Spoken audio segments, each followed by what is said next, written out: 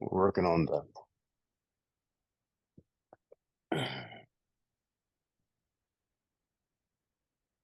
scientific, the Einstein model of a solid. And I think I had gotten to the point where we showed the difference between a insulator and a conductor. Kind of a basic, very basic model. And the thing that I want to finish up, I don't think I said it there at the end, is that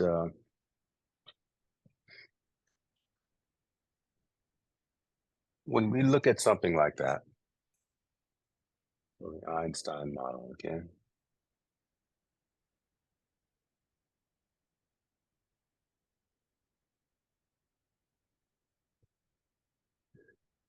all right.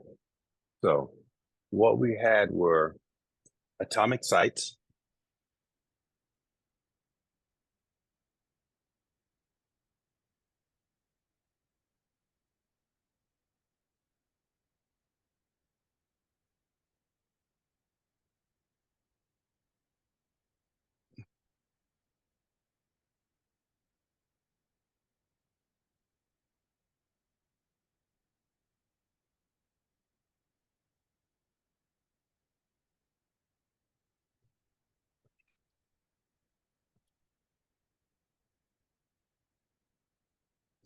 In fact, actually, we should probably say nuclei, a little bit more specific.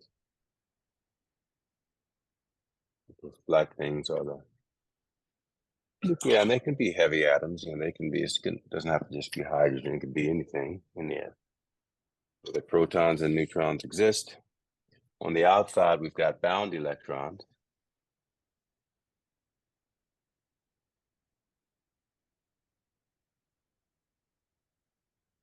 And we'll just jump to a conductor.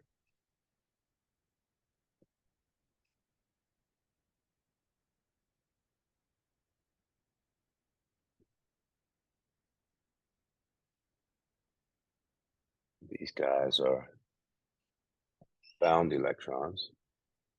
Of course, they're connected by the atomic bonds, which we can approximate as some sort of elastic bonding like springs or something. And because of Hooke's law, the form of Hooke's law is K times delta X, where delta X is the displacement from equilibrium. So we'll use the absolute value, that's K delta X. And, so that would be a conductor, insulator, but a conductor is going to have donated a couple of valence electrons to the Fermi sea of electrons. And so we can call these either conduction electrons. I think I'm going to use that term E sub B, or sometimes you might see an E sub F for Fermi electrons, named after the physicist who contributed to this. So again, this is more than just I'll call it like the modified Einstein. I mean, there's no modified Einstein model. Einstein just came up with the atoms and the springs. But, during that modern physics period where people were having these discoveries and theory was trying to, kind of fill out the model, ultimately, the Bohr model of an atom, we added to that, and then, people figured out other things associated with matter, from 100-ish to about 1915.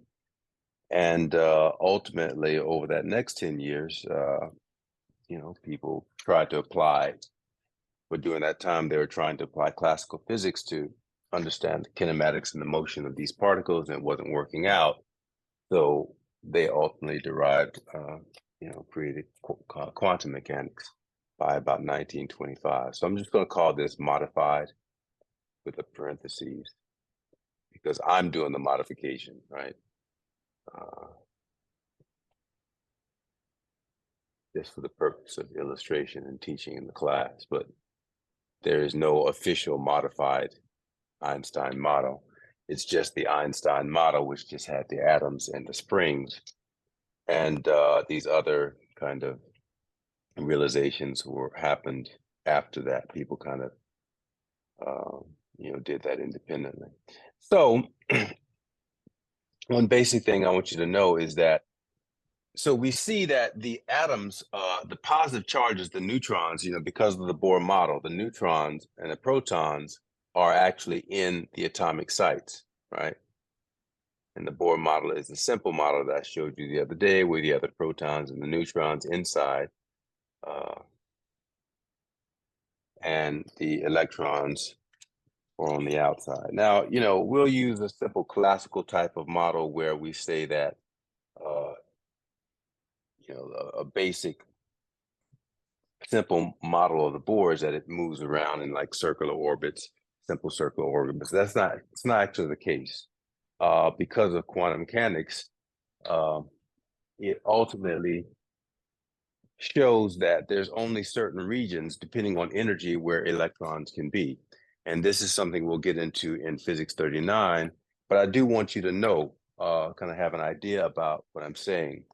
So, and this is something that is not a classical property. We don't see this. It is, but we don't really see it in classical physics, meaning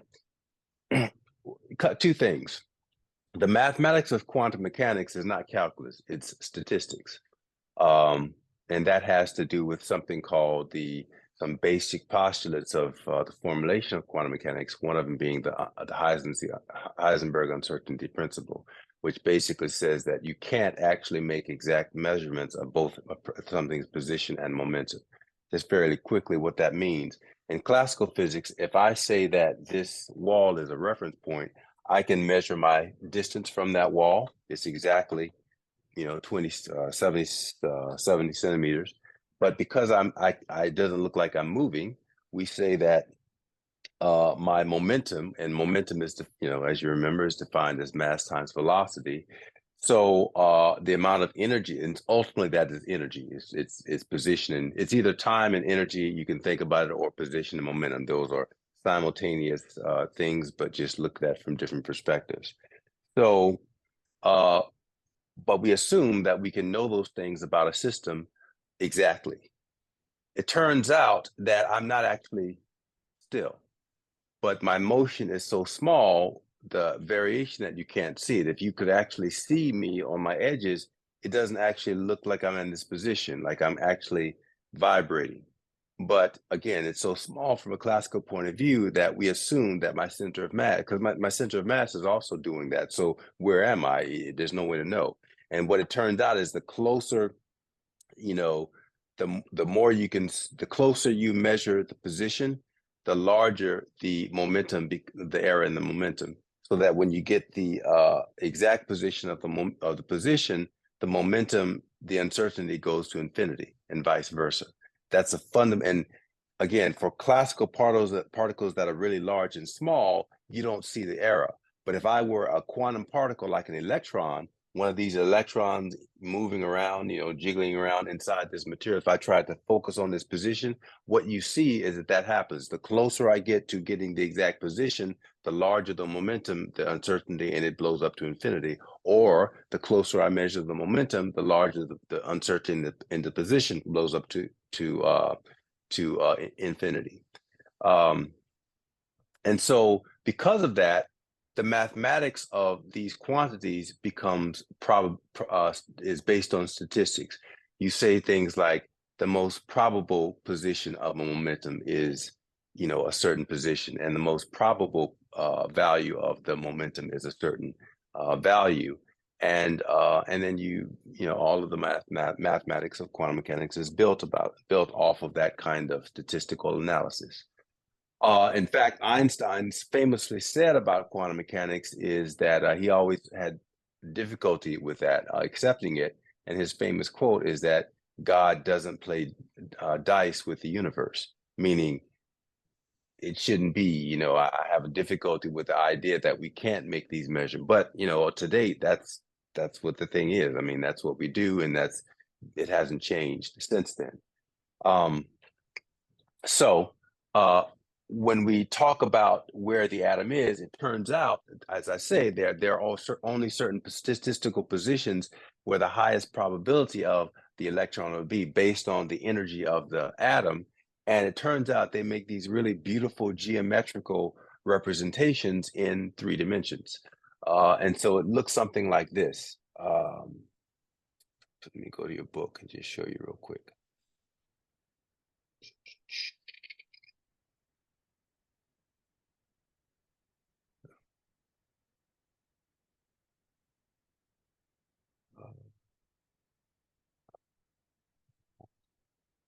Yeah.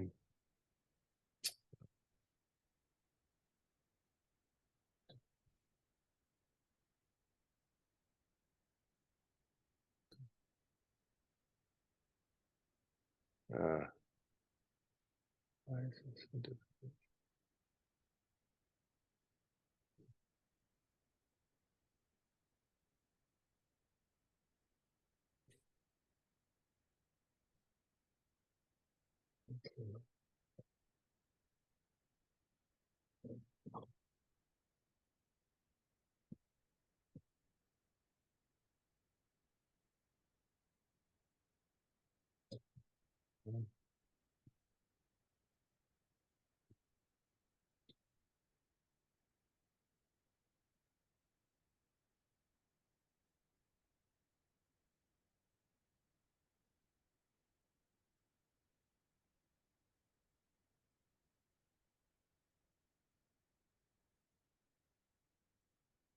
Mm.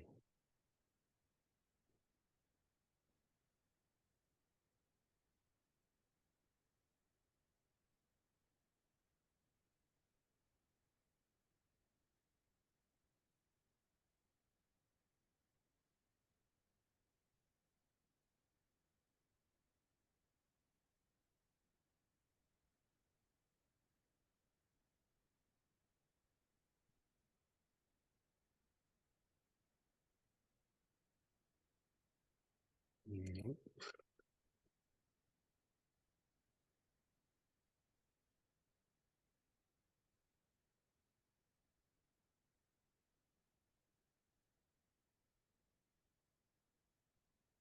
Let me find it quickly. This is Heisenberg uncertainty. It's not going to be in there. What I'm looking for. Come on. Where is it? The hydrogen atom.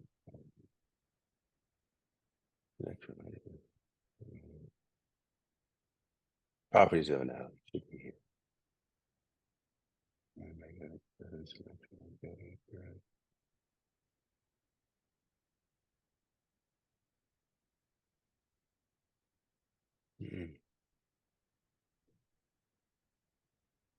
Hope I don't go down a rabbit hole. I wasted this time trying to find it. Now I really want to find it before I leave. Come on.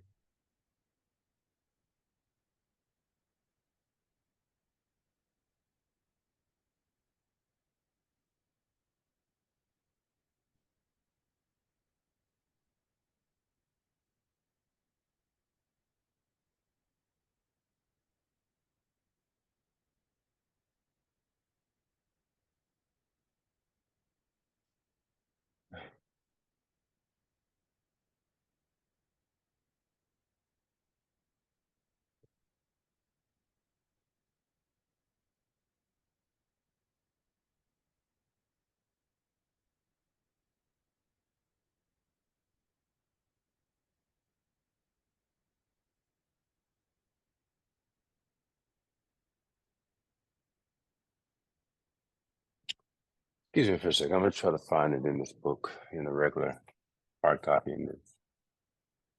It's going to be easier for me to come through. No. Hydrogen atom.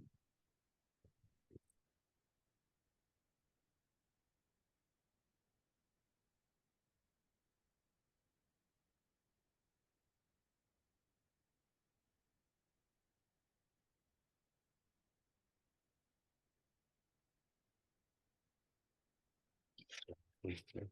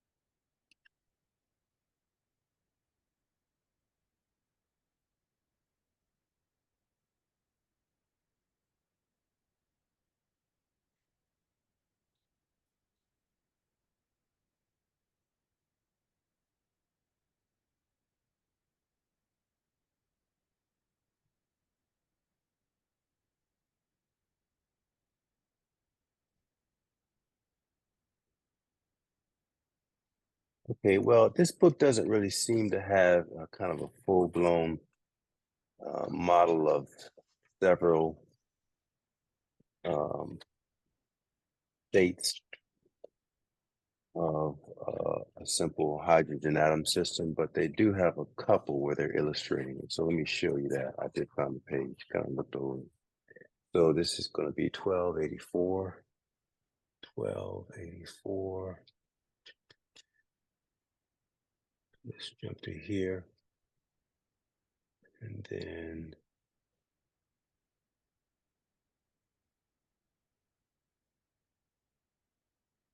now to here.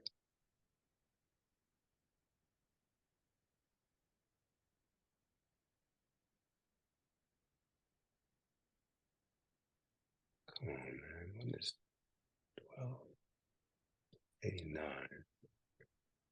87, 86, 5.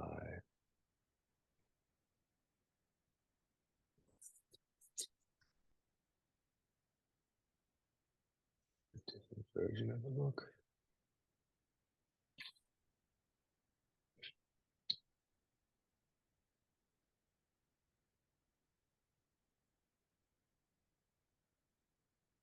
This is 39.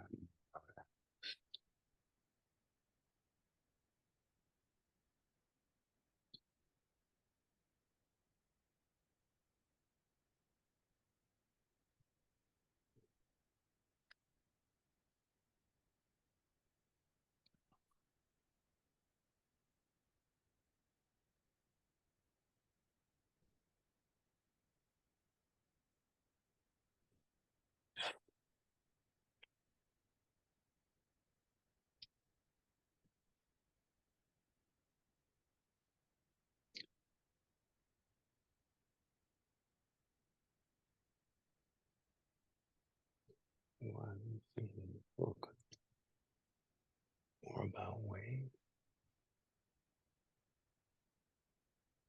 Here, that's it.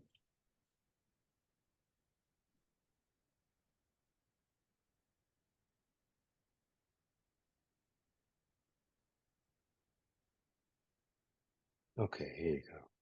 I'm sorry for that delay here. So that's going to be the first energy state, and then something like that, and then that. Yeah. So in the other camera, if you can look, so what happens is those blue areas are the probabilities where the electron can be. And when there's white, it can't be in those states. So when you look at the various states, and the states are really energy states, right? So that's the examples, the only examples they have in the book. And then back here.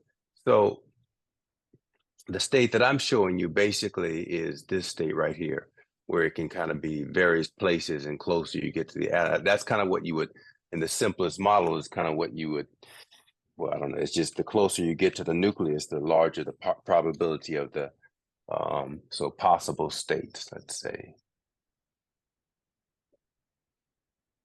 So if this is the nucleus, what I'm drawing right here is supposed to represent that first thing where, and those particles are just, it's like it's called probability density. So it's saying like the denser, the closer you are to the atom, the more probability the electron is going to be there. And when it gets less dense, those are places where it probably won't be and are less likely to be. And the farther you get out, it just dissipates. So that's like the simplest state. And then the next state might be something really funky, like it's not classical.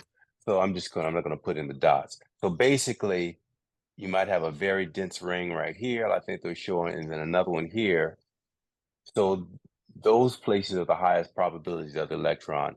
And then, it has some other places. Then the next state might get even more complex geometrically. So you might have something where, it starts to look like these really, they're just these really beautiful geometrical figures. And keep in mind, this is really only the projection of the probability into the four-dimensional space-time, the three coordinates of space and then time, although there's one way that you can describe time where it's really just literally a fourth dimension of space, but I'll talk about that later. And, then the next guy, what they were showing is that now it jumps to a situation where the probability of the electron, and this is just hydrogen, right? So this is just the simplest atom, right? But when you get more complex atoms, all the electrons have these different crazy probability geometric shapes. And, I don't know, maybe I'm just going to make up something. Maybe the next guy looks like this, right?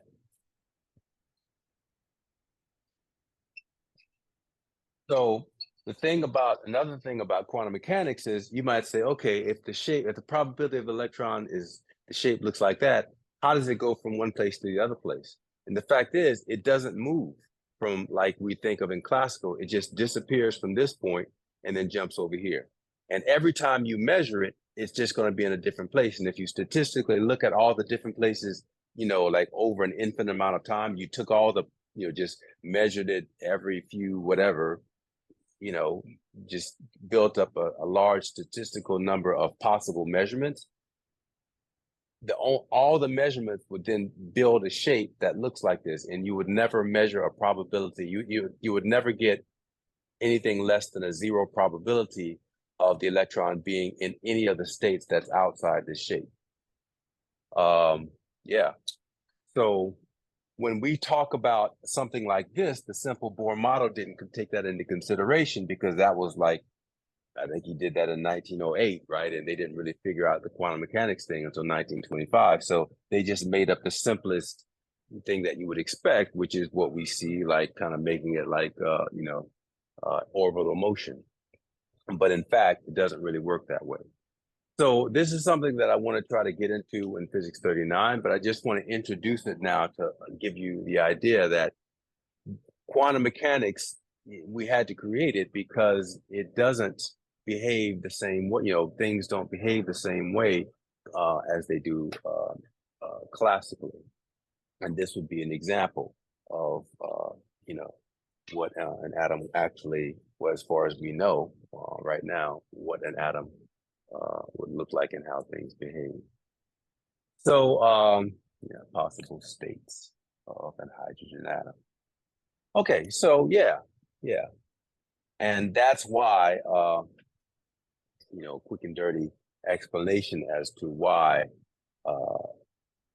we have to use statistical mathematics, statistics as the foundational, fundamental mathematical foundation of quantum mechanics.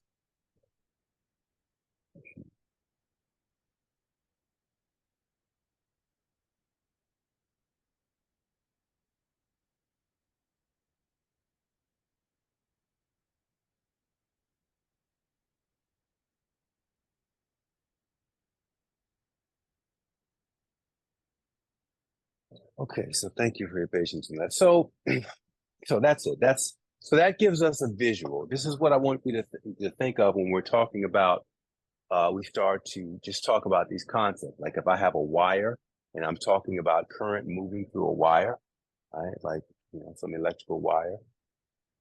This is the build out, you think of the three-dimensional lattice of atoms, bound electrons, conduction electrons, and the bonds between the atoms. And so when these red lines here that I've drawn as free electrons, Fermi electrons or free electrons or conduction electrons, those things can move around. Now, whenever there is no potential difference, and we'll define what that means, then these things just have random motion, right? They're not in a single position, but they have kinetic energy, vibrational kinetic energy.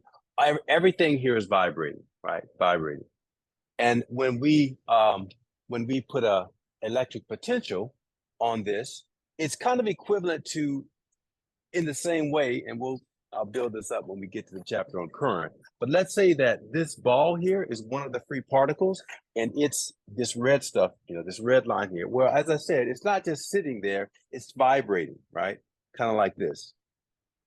And if you look at the average value of its position, if there is no potential difference, so you kind of think of, you ever seen those little bugs on top of water? I think they eat microscopic particles, or they're kind of large bugs, relatively speaking, to a microscopic type of thing, but they kind of jet around on top of the water. They can move around really fast. So, when there is no potential difference, that's actually what the motion looks like. It's called Brownian motion or random motion. But the average value of the particle, the center of mass, like it's not moving, right? But when I put a potential difference on a voltage, it's kind of like making an analogy between this ball. Right now, it's not really moving, but if I make it a hill, there's gravitational potential energy, and that causes it to fall. Now, potential energy is different from potential, but here a similar analogy occurs. When I put a voltage on this, it's like exposing the environment of the particle to electrical potential energy. And we can define an electrical potential, a voltage associated with that electrical potential energy. And so therefore, even though the random motion is still there, over time, you would see what's called a drift of the average value of the particle. And so with a voltage imposed, I'll put let's make it a electron, right? So this will be a positive and this will be a negative over here. With the voltage imposed over time, you see an average drift of velocity associated with that particle, and collectively all of them do that. And so they would be drifting through, and that's really a physical representation of current. It's going to be the collective drift of all those electrons. Now, I say drift, we assume electricity is fast. Yeah, it is, but this is just kind of an example. And it's kind of like a ping pong ball, right? Like they can't just move because they're hitting all these other things. Like the electrons are going to be hitting up into other electrons. They're going to be hitting, the atoms, the bound electrons. It's kind of like they're moving through all that, but collectively we see, something that we'll define as current. I've got to take a quick break right here. Now, the thing to remember is that the only thing that can move in matter are the electrons, the free electrons that can translate. Everything is moving, vibrational motion. But translational motion, moving along, and I think hopefully we remember the difference between translational motion and vibrational motion. Only electrons translate in matter.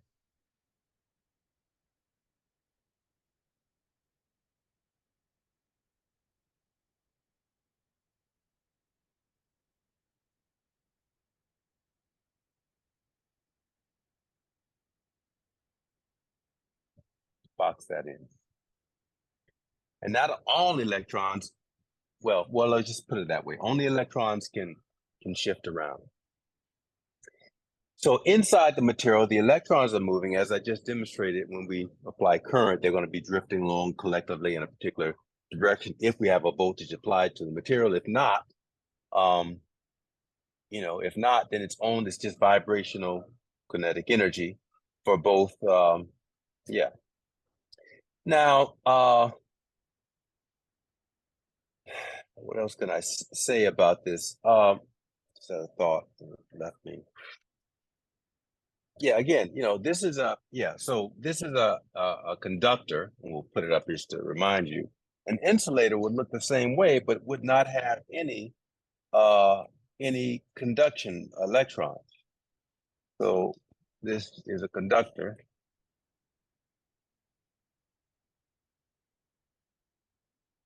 Right? And I'm not going to spend time drawing the insulator again, but many of the things that we deal with, when we first start to understand what electricity is, we usually understand that in the context of static electricity, right? We have clothes in the dryer, you take them out, they're popping all over the place and they stick to you, or you take a piece of tape and you pull it off of uh, a sweater or something like that. Like say you have a new sweater and they have, or socks, and they have, the tag or something kind of stuck on. You pull the thing off, and then the tape is sticking all over your hands or your face, or like cellophane or something like that. I don't know. You know what I'm talking about. You've seen that, right? So what's happened is it's become charged, where most objects in nature, another thing that we can say, most objects in nature consist of, in a state of neutrality where they're the same number of electrons as protons. And again, for most systems, whether it's a conductor or an insulator, that is true, right? If I look at the plastic inside my notebook and, could go down on an atomic scale, this is what I see with no Fermi electrons. If I have a piece of metal like the tin of this, of the heater vent here, it, on a basic model, it looks like this, but I have free electrons that can move around, right? So let's focus on the insulator, right? The picture where there are no free electrons. That would be a model of a piece of cardboard, right? Or your sock, or your sweater, some wool, or a piece of or glass. So how do those, or another good example that probably you experimented with as a kid, is you take a rubber balloon, which is an insulator, and you rub it on your hair. Pardon me, I don't have much hair anymore, but I used to. You rub it on your hair, or you rub it on a wool sweater, and you put it on the wall, and it sticks to the wall. Now, the balloon is an insulator, and the wall is an insulator. It's not a metal. It's not a. In fact, as a simple conductor, we can just think of any metal as a conductor. So this would be a model of anything, and anything that's not a metal, like plastic or cardboard or wool or wood, it's the same picture without the conducting electrons. Now, because most objects in nature exist in the state of neutrality, we can assume that they're the same number of electrons as protons.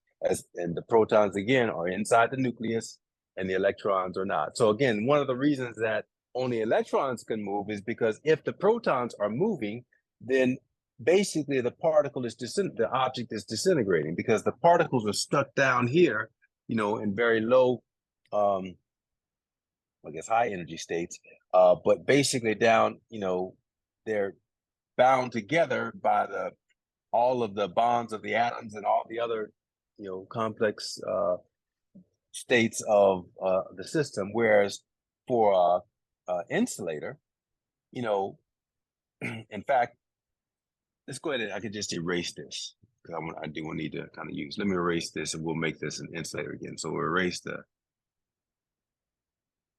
Fermi electrons.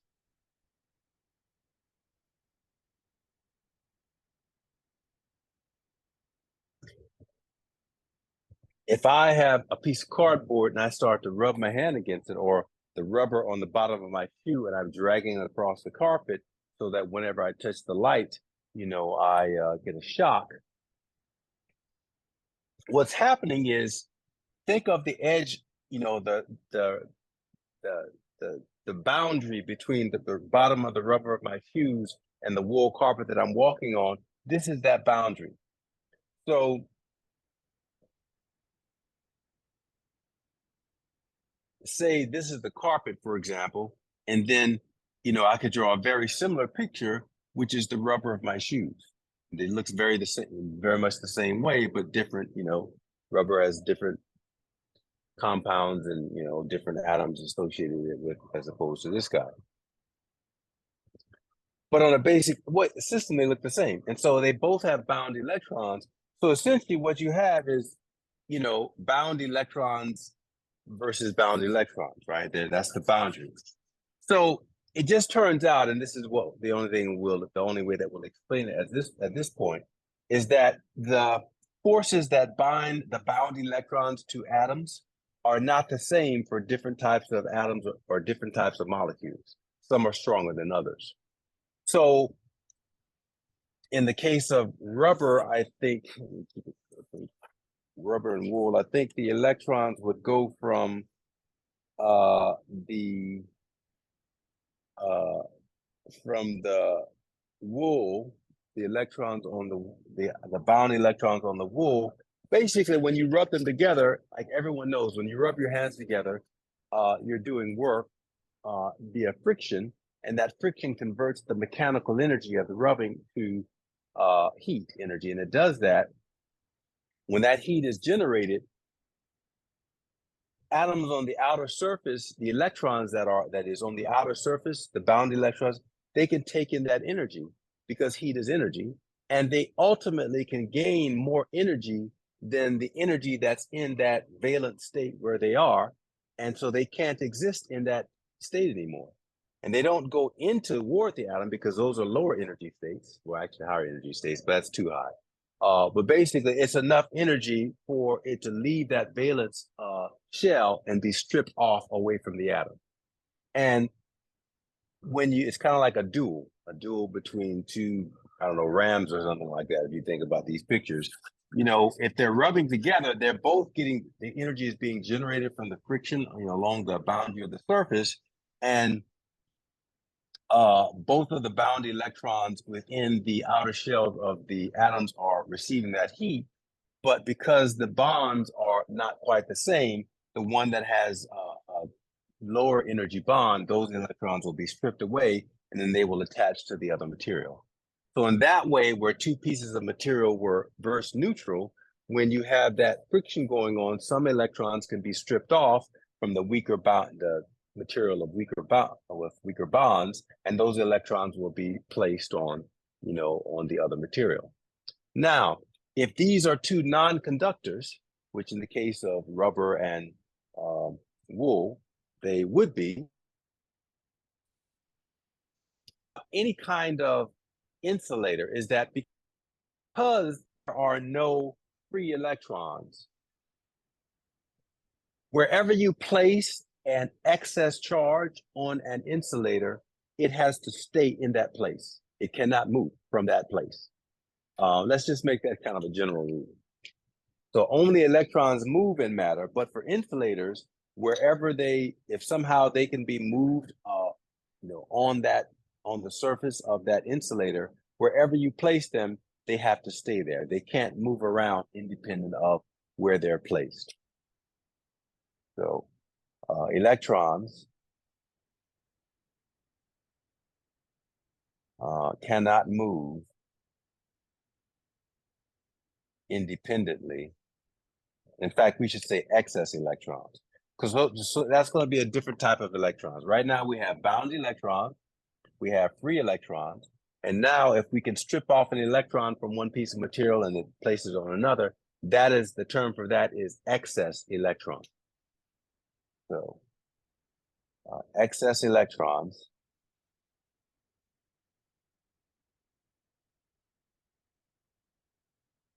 cannot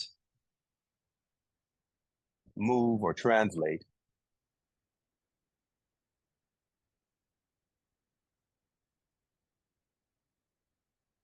independently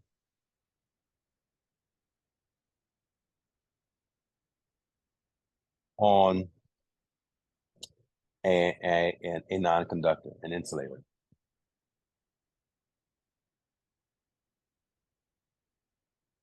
Okay, and kind of a caveat of that, we'll say, I don't know any very elegant way of saying this. I'll say like wherever you place an excess electron on an insulator, it must stay in that position. So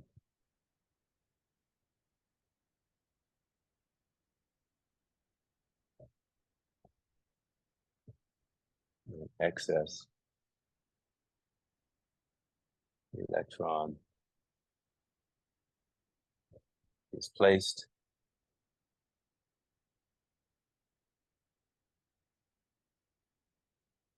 on an insulator, not on a conductor now, on an insulator.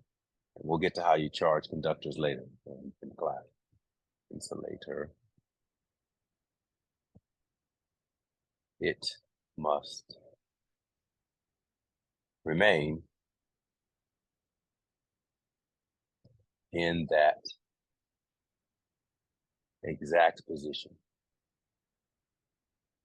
Unless something else, an external force, like rubbing it or something, comes along and displaces it, it causes displacement to occur again.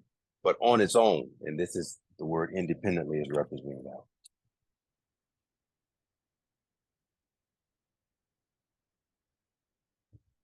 Exact position. And sorry about this, unless acted on by an external force. Keep that going. Bring it over here. Try to keep this board neat. I have such limited space.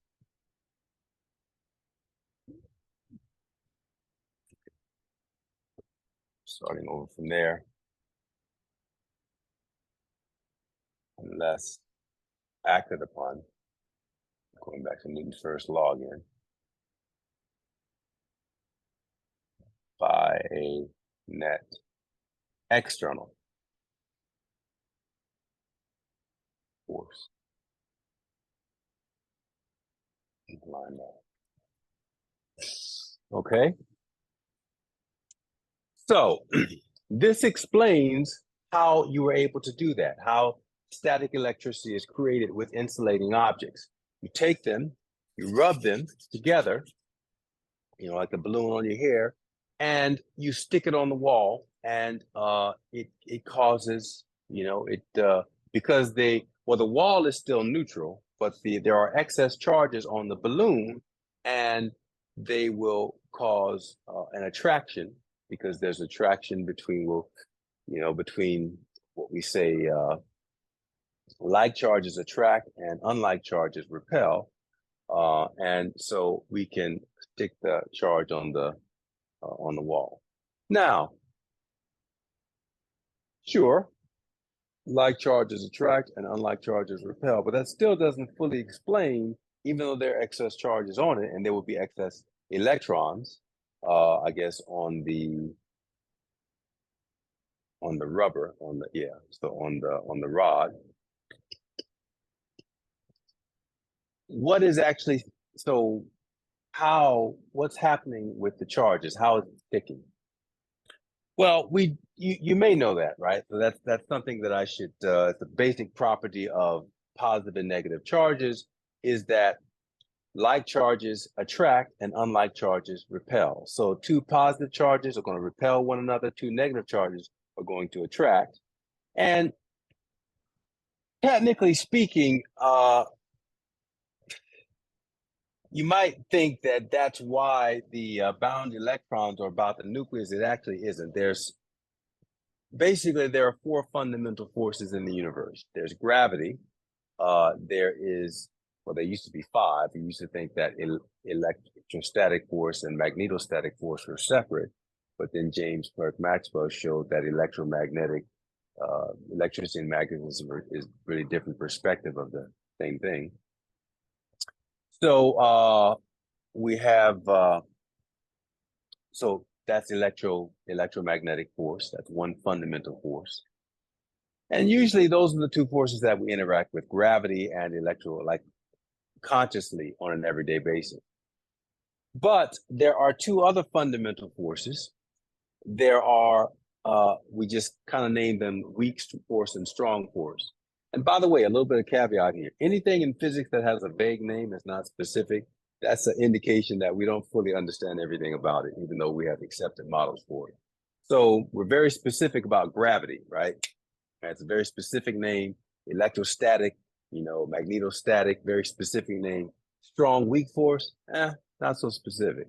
So I'll just leave that comment in terms of the vagueness as it is, and we'll get back to it, in Physics 39. But for now, let's just say that. But basically, the weak force is essentially the force that So if like charge, let's go ahead and list that as a property of charge. Like charge repels, unlike charge attracts. So we'll have this section properties of charge. I actually already stated one basic property of charge is that the natural state of most objects, most systems in nature is that of neutrality. So we'll call that property one.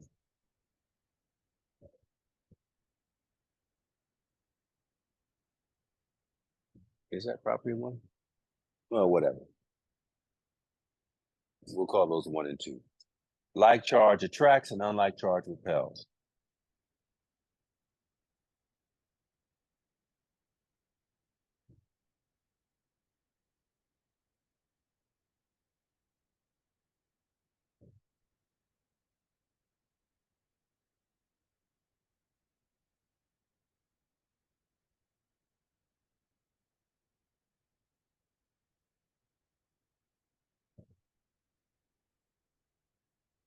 Since we only have two types of charge, positive and negative, that's what we're referring to. So two positive charges, two negative charges in close proximity are going to repel one another respectively.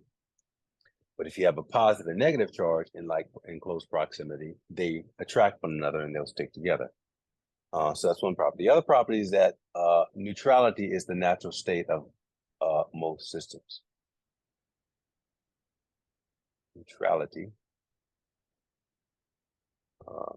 is the natural state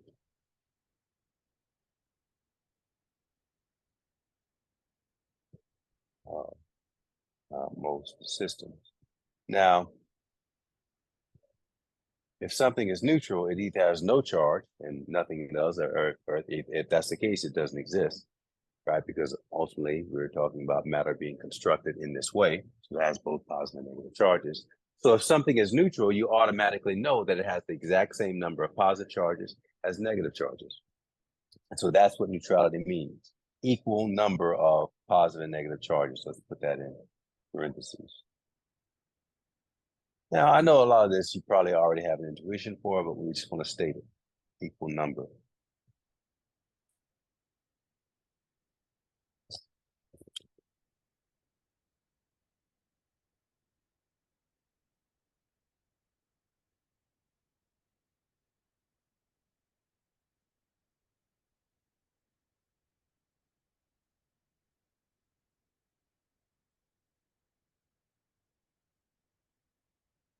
Okay.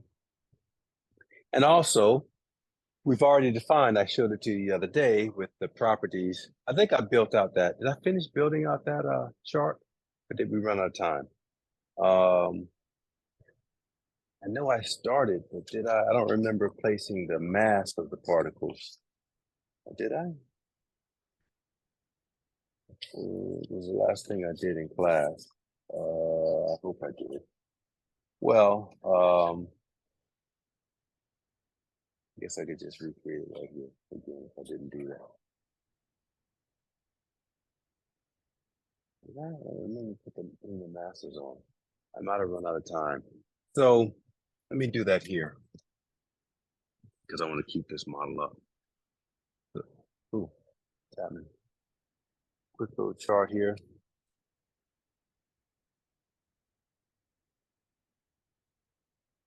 So electron, proton, neutron. Electron, proton, neutron. Charge is positive, sorry, electron negative, positive, and then neutral, so non-applicable. This will say charge. I think I did build it out, but let's just go ahead and put it. The value of the charge is 1.60, 9 or 1, 1.60, I guess it would be 1, so it's not going to be 9, times 10 to the negative 19. And the units for charge are coulombs. Same thing here, 1.6. So the proton and the neutron have the same value of charge. And that's, I think it was initially measured by Robert Millikan during this time period that I mentioned earlier. I think he did this, the Millikan oil drop experiment was done around 1898 or something like that. So again, it was during this time when we realized that classical physics was not enough. Several experiments, Millikan oil drop, classically the photoelectric effect from Newton, a couple other things that happened for a period of about 10 years, from like 1895 to about 1905. During that time period, we realized that, again, we had to kind of create something else because the classical Newton's laws and things were not giving correct answers for those relativistic particles. So that realization happened, let's say more like 1890 to about 1905. And then from 1900, so we realized that, maybe 1910, so a 20-year period, because I think the Bohr model came a little bit after 1905. So from about 1908, 1910-ish to about 1925, people spent time then trying to create that new science, building quantum mechanics. And the official date of the construction of quantum mechanics was 1925. So the modern physics, because that's still something that we use as a terminology, the modern physics time period was about from 1890 to about 1910. And then by 1925, we were in the age of where we are now, the atomic age. And they actually talk about this a little bit. It's more like the time period between the First World War and the construction of quantum mechanics. They kind of start probably 1918, and then up until the First World War. That they have that, they talk about that. It's not really a theme, but it's there. It's in the movie if you know what you're seeing in Oppenheimer. Where there was kind of a collaboration of scientists around the world, after World War II, and it kind of shows where they're doing this. And that's kind of how that's where the movie starts, where they're kind of in the process of putting together quantum mechanics. And then ultimately, they get into other things. But yeah, so 1.60 times 10 to the 9, this thing is, again, non-applicable here. And finally, the mass. That's the last thing. I don't remember placing that on the chart.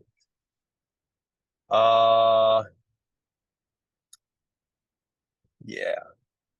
So I'm about to run out of space, and I needed to have... why don't we do this? I'm going to put this over here, plus, and neutral. And then I'm going to take this guy.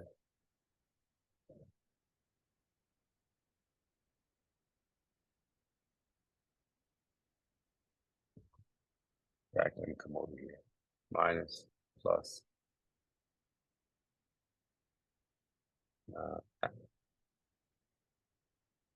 And after the thing here, can make that mass. So an electron is 10,000 times less massive than a proton. The value of the mass is 9.11 times 10 to the negative 31, and that's kilograms.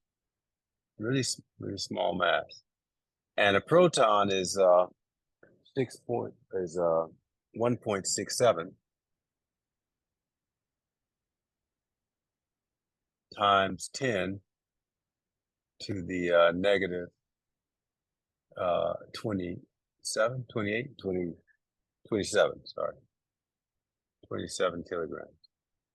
Now, it turns out that the proton and the neutron have the same mass, also 1.67 times 10 to the negative 27 kilograms. So, yeah.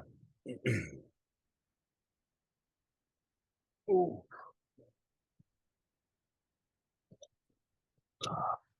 Sit back, folks. You know, older. Um, so hopefully this is starting to build out your intuition, right?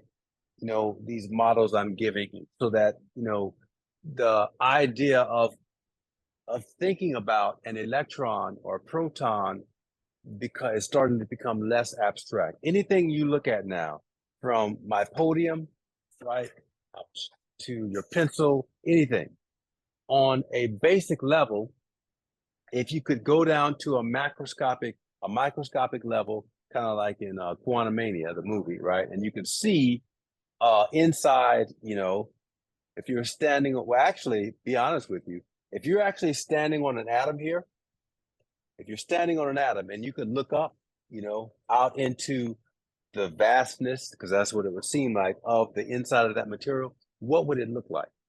What would it look like? Well, to be perfectly honest with you, if you could say something like the bound electrons, they had some sort of energy that made them glow or whatever, and all the other stuff, it would look exactly the same way it looks when you go out on a starry night where there's no external lights around and you look up in the sky. It would look exactly like that. That's what it would look like. On every level, the scale of the universe is pretty much the same on every order of magnitude. Goes back to the old adage of the Eastern gurus and philosophic individuals, philosophers, that you've heard the term "as above, so below." This is actually what it's referring to. Now you might say, well, how did these people know that back then if they didn't have all that tech? Well, I don't know. Maybe there's stuff that we've lost. I'll just leave it at that. I don't know. But the fact is, the universe scales like that for whatever reason. So the amount of space between all these particles is essentially on the order of magnitude, relatively speaking, as the same space in a macroscopic world as all the stuff around us, stuff being other planets and stars and stuff like that. Like it's the same scale. In fact, I didn't give you that kind of visual. Going back to this Bohr model here, this is the nucleus, okay? So let's put E and N representing the protons and neutrons. Electrons are out here. I'll make them, somewhere. So what is the size of this thing? Well, the size of an atom, and when we say size, I guess we're kind of referring to the let's go for a hydrogen atom. I think I'm right on this. I feel like I'm maybe forgetting. The radius of the nucleus is on the order of 10 to the 10 to the negative 10, and that's an angstrom. 10 to the negative 10.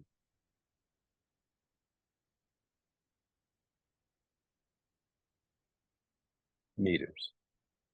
And 10 to the negative 10 meters, I hope you can see that. It's a little messy. Let me make that better.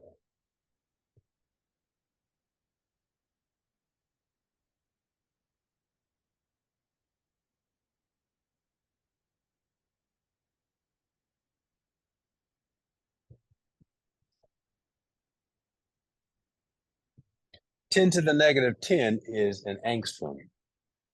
A-N, I think there's a little, this is a Swiss word or something, I don't know, angstrom. I think there's 2 dots over that M.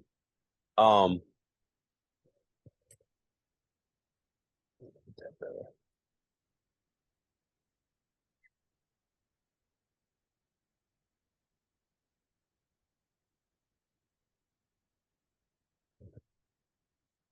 I'm not going to write the dots in. Yeah.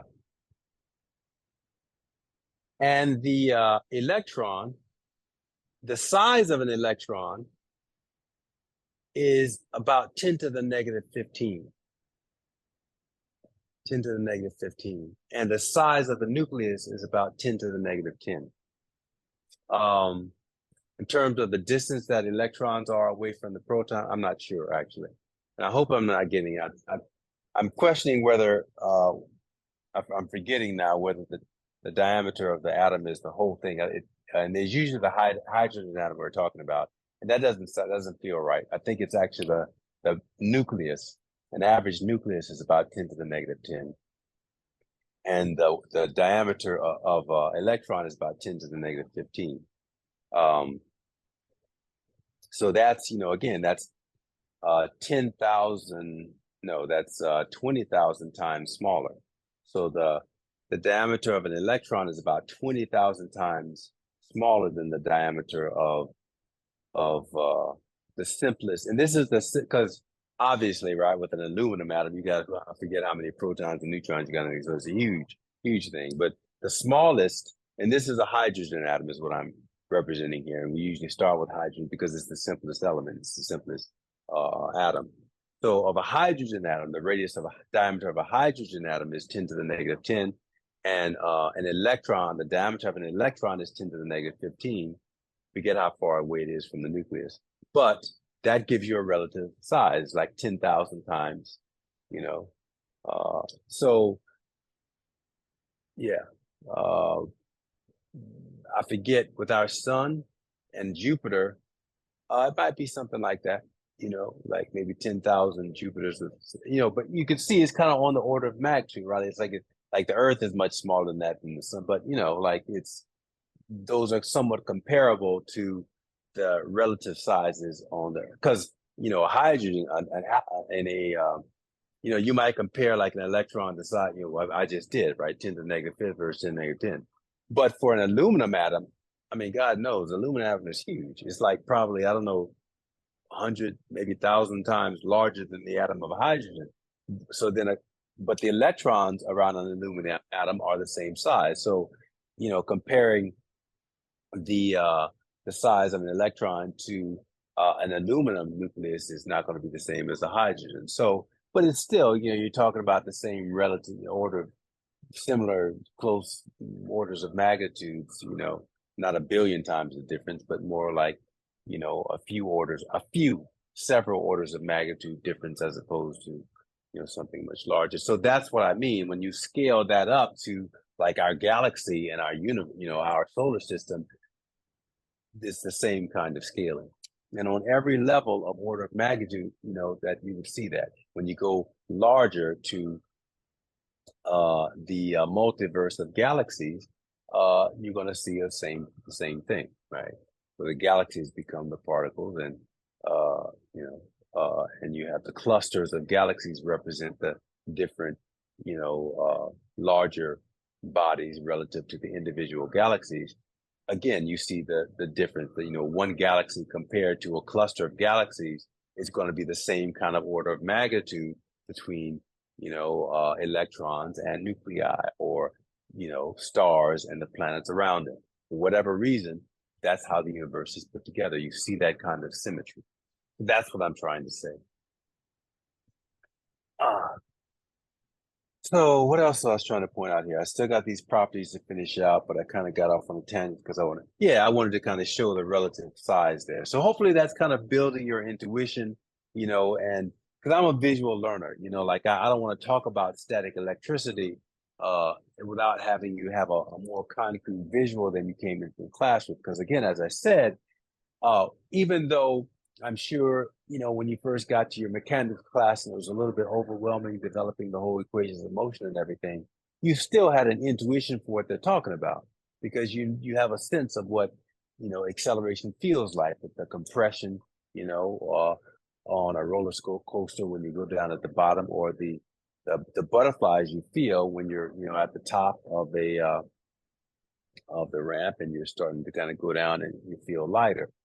So that intuition, that sensibility helps you to kind of grasp, even though it might not be obvious when you're first introduced with the concepts of kinematics and force and dynamics.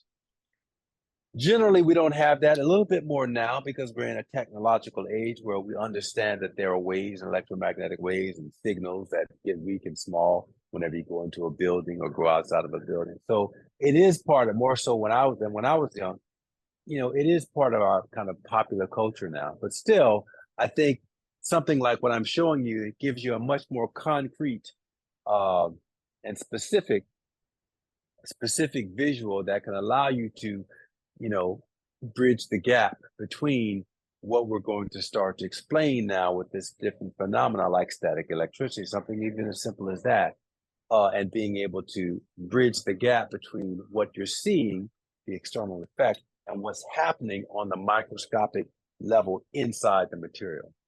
Okay. Now, having established that, let's go back to how the balloon is sticking to the wall after you've rubbed your hair and you stick it on. What's happening there, right? Why do you have to rub it on your,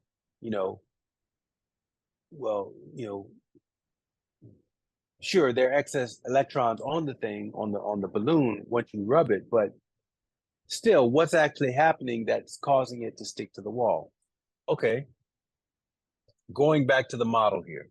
Let's say that this thing represents the boundary, right, the end of the wall. And now we're going to bring a balloon in close proximity. Well, the balloon here, it looks like that, right? It's blown up, right? And I'm going to exaggerate these excess electrons. I'm going to make the excess electrons on this thing. And again, if I were to look inside the fabric of the balloon, the skin, it looks like this, right? So I'm not going to draw that whole thing, but it has its boundary as well. And I rubbed it on my wool and I pulled off some electrons based via the method that I told you. And those electrons are sticking right here. Make them big. Okay. They're sticking on the surface of the balloon. Remember, it's an insulator. So wherever I place it, those excess electrons have to stay there. So excess electrons are the red things. Excess electrons.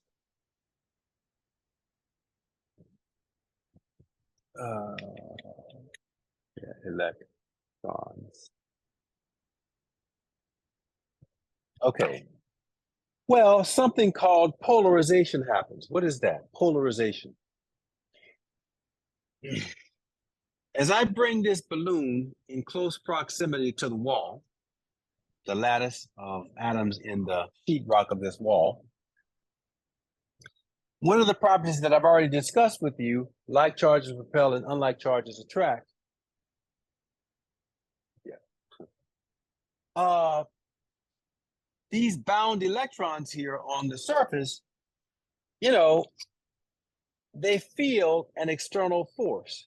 So E bound here, associated with essentially what we'll define as the Coulomb force associated with these electrons. As they get closer, they want to move away from the repulsion of these electrons. But they can't quite do that because even though they do feel that external repulsion, they're also bound by to the nucleus.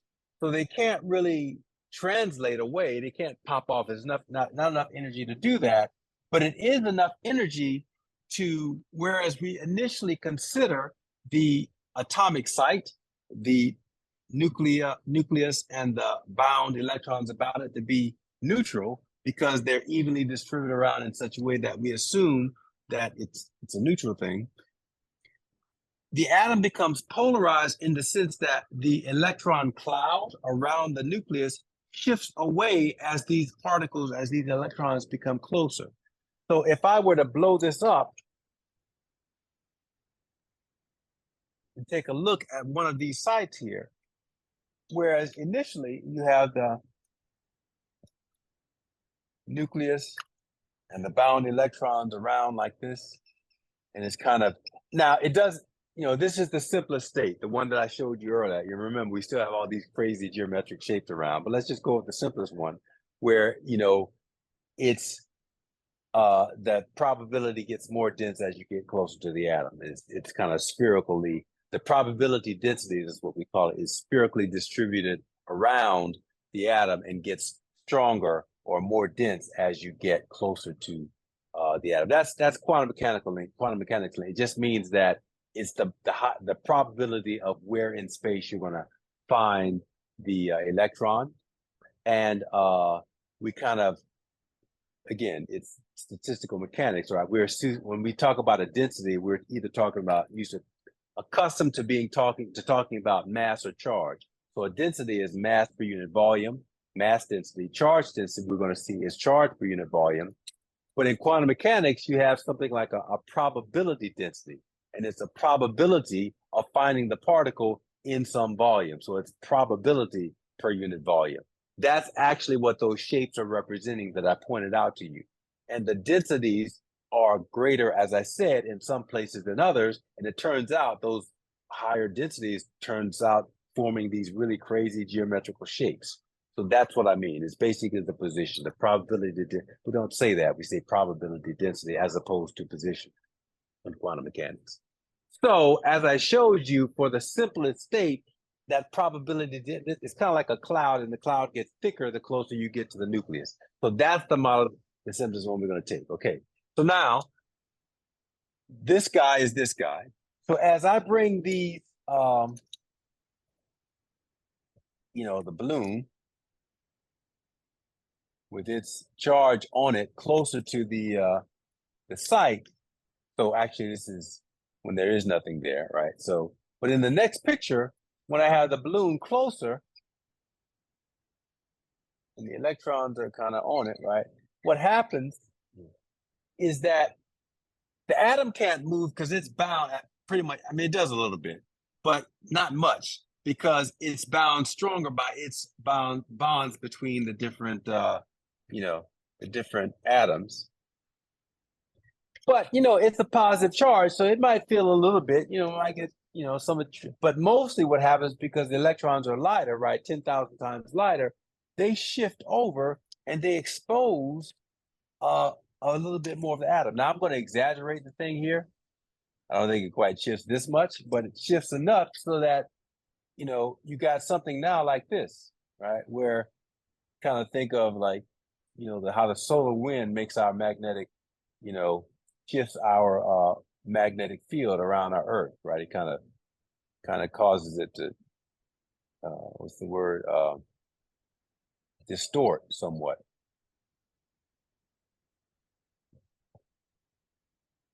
Something like that. I don't know. I'm just, right? So now, whereas the thing was kind of neutral because all the positive and negative stuff canceled out, here, if you look at the whole volume that's enclosing the atom, this side is more negative than this side over here being positive. And that the terminology we use for that is polarization. The atom has become polarized, and there's a little electric field associated with it. Now, electric field lines point from positive to negative.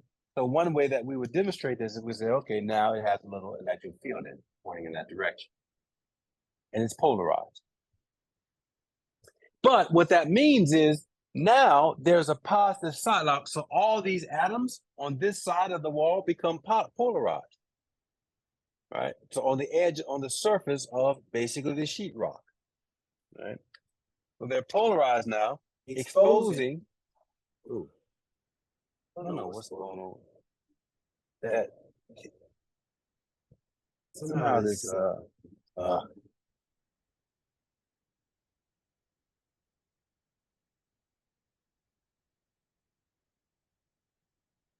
testing.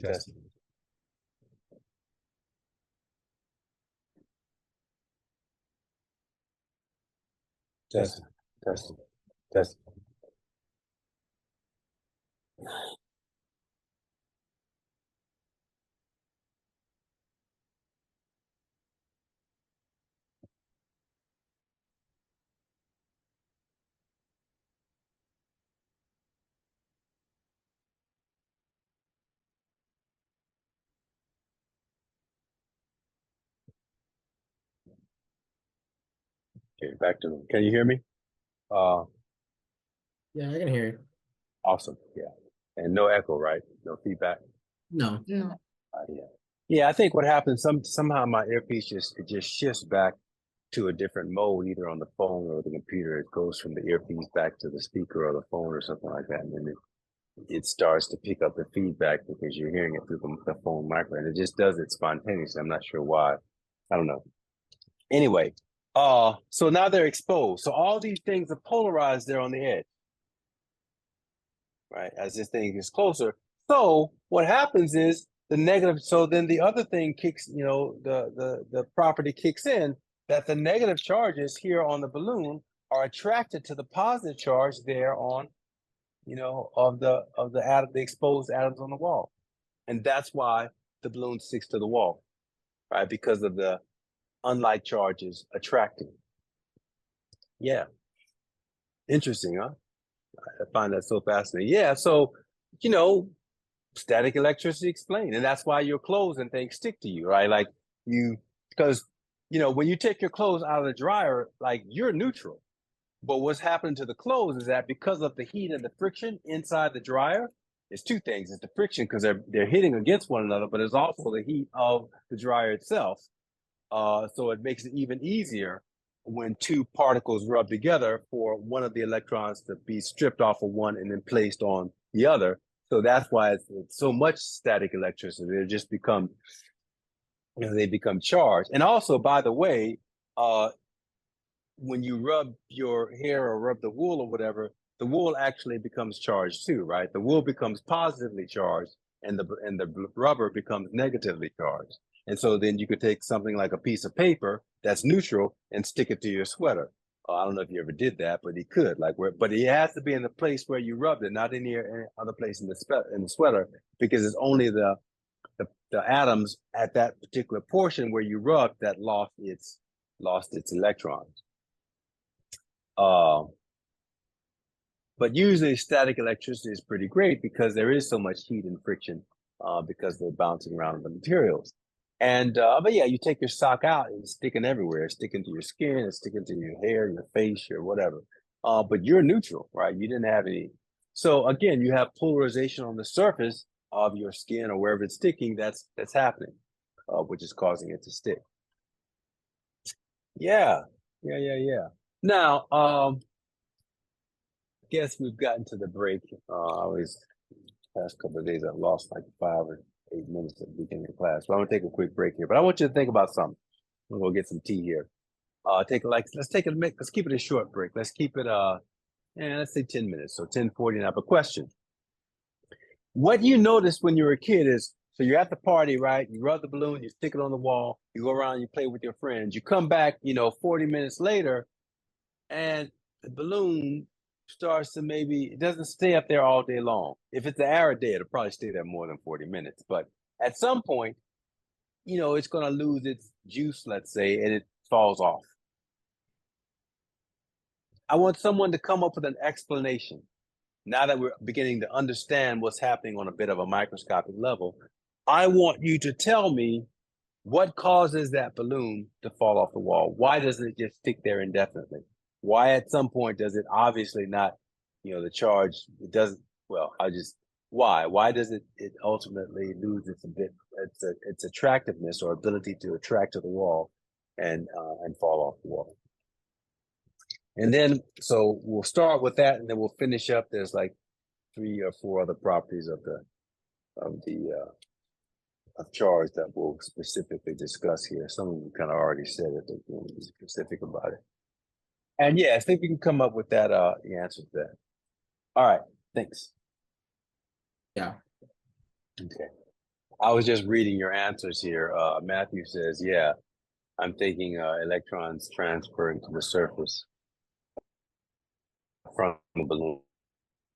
Yeah, so what you're saying here is that when they touch here, when the electron is moved onto the wall, and then not on the balloon anymore, and then falls off. Yeah, it's not a bad. It's not a bad answer. But what I have to say to you is that the same thing is actually happening on the balloon. Remember the balloon in the terms of the polarization. Like if I were to expand the lattice in the balloon here, so it's got a lattice itself. That's a pretty good answer, actually. I don't remember anyone ever answering like that. So it's got its own lattice here. Whatever. Right. And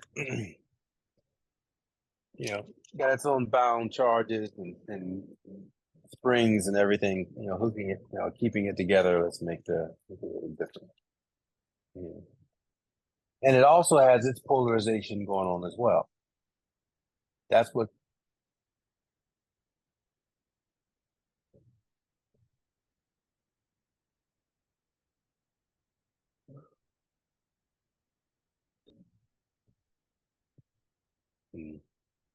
I'm going to take that right now. That's what keeps these things here. Okay. And so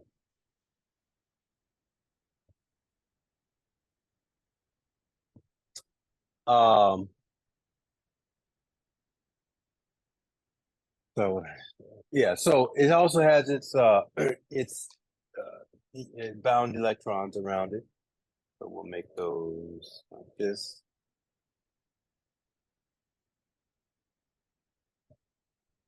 But then there's some polarization going on here as well on this side, right?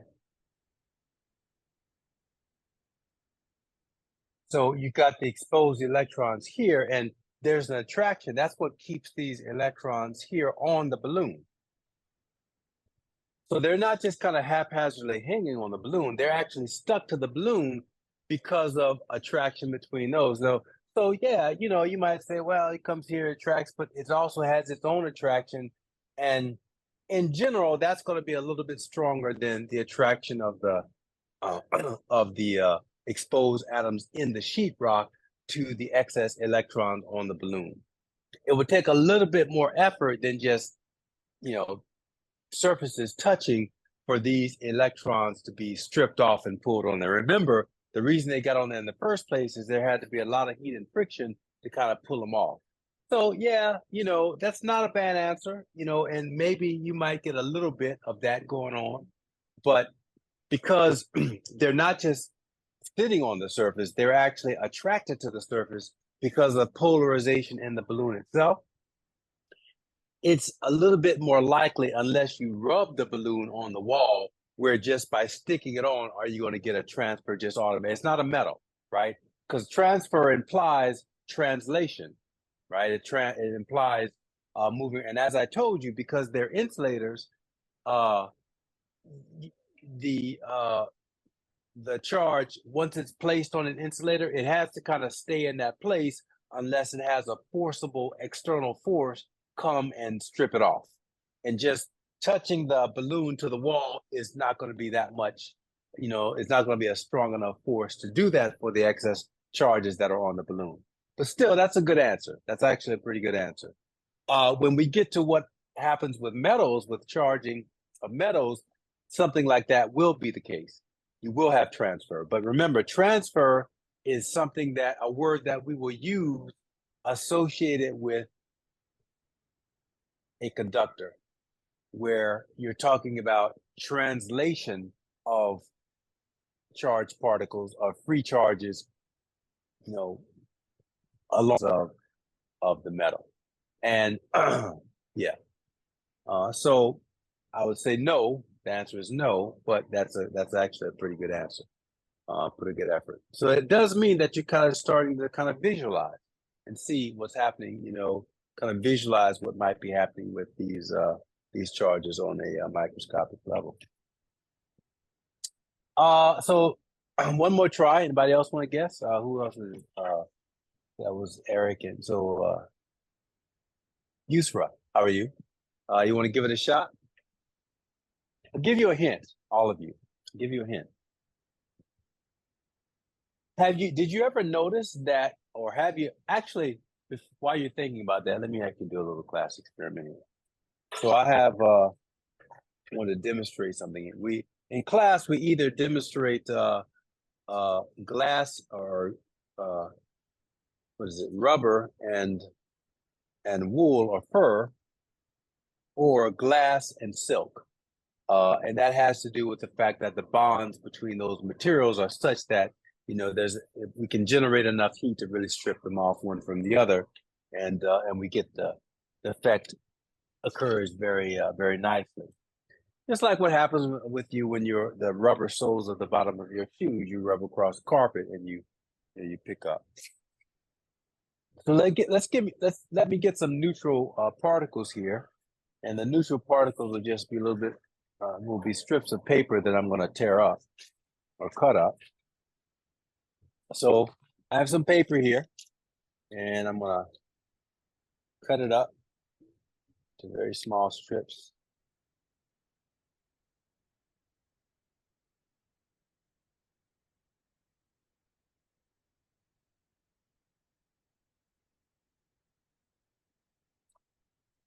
And these.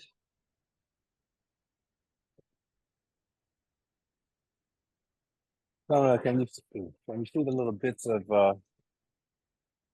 paper there on my? Give me a thumbs up if you can see them. Maybe should I make them larger or? I can see them. You can see them. Yeah.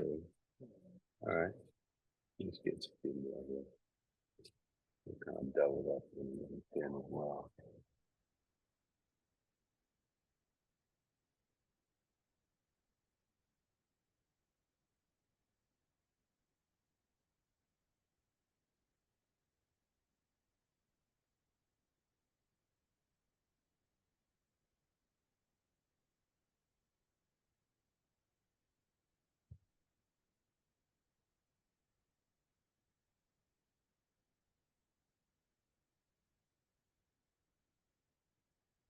Okay. Fine bits of paper. Now, I'm going to take the glass. Right now, it's neutral. I touch it on the stuff. All right, nothing happens. Don't get any glass or anything stuck to the thing. Nothing. No movement. Nothing. All right. Now I'm going to take some silk. It's an old silk handkerchief that I have here, and I'm going to rub just a specific area of the glass. I'm going to rub like an edge, a bottom edge here, or maybe I rub a top edge. I can do that. Yeah, top edge, like here, the corner. Because what we'll see, another property of charge is that, well, that's for metal mostly, but it's going to rub the outside surface there. And I'm very specific. I'm just rubbing one side. I'm not even rubbing the entire side of the top rim, or the whole rim, just one side of the rim. So hopefully this is going to work. It usually does, but let's see. Oh yeah, see that? Can you see attractiveness? It's attractive. Maybe it's too. Yeah, I can Can see you it. see it? Good. Now I'm going to turn it around to the other edge. So my thumb is the place where I rub. Turn it around where my fingers are, and let's see if we get any attraction. Look at that. Nothing. No attraction. I turn back to the other side. Where it's kind of starting to wear off already. But you get it a little bit. Let me get closer there. Closer. So I'm going to rub again. My thumb where my thumb is, same place.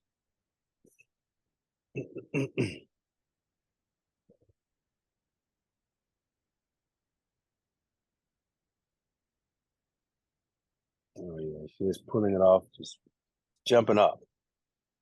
Now you gotta. Now think about this. Now think about this.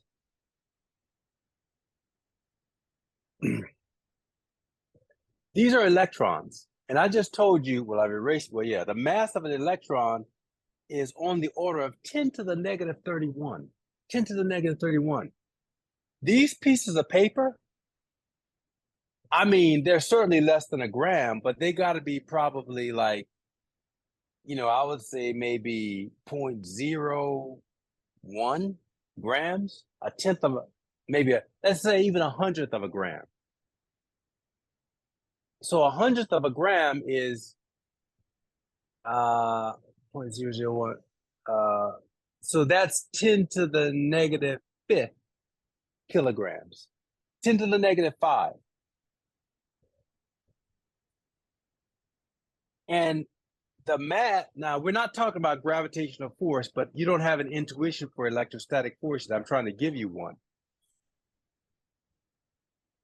But you got like something that is, I don't even know what the name of that, like something on the order of 10 to the negative, well, so 10 to the negative 31 plus 5 is what? It's 10 to the negative 27. 7 times 5 is, no, yeah, what? I can't do algebra. 7 times 3 to 7 times 3 is 10, 4 is 11. So no, for 1, yeah, 11 minus 5 is Jesus. Uh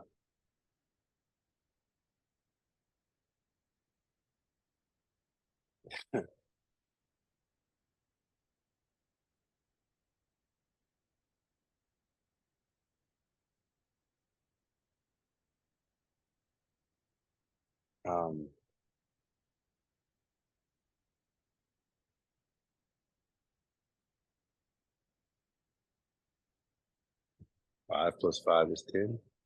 4 plus 5 is 9. 6. Yeah, 11, 6. Sorry. So 10 to the negative 26. 6 times 5 is 11. So you're talking about 26 zeros. The difference in the mass, the approximate mass of, because that's what's attracting these things, electrons, right? They're just electrons that have been stripped off and they're on the surface. So you're talking about things that are 10 to the, you know, they're pulling, and they're not just attracting the paper. The paper is literally jumping off the surface onto this thing. You've seen static electrodes. You know how that works, right? It's like jumping off the paper. Like it's a really now. I mentioned size, and that implies gravitational force, which is not the same thing. But still, it's giving you the idea of something so small that has some kind of force. In this case, electrostatic force associated with it, that's got that much force that it can yank something that is, on the order of 10 to the 26 times more massive than itself. That's even stronger than probably like, ants picking up crumbs of bread or something like that. I mean, it's, like relatively speaking, it's insane. Now, again, weight, mass implies weight, which is not the same. In fact, in a moment, we'll show you like the difference between electrostatic force and gravitational force. We have a way of actually directly measuring it now that we know the mass of, we can just, to give you the Coulomb force, which I'll do here in a moment.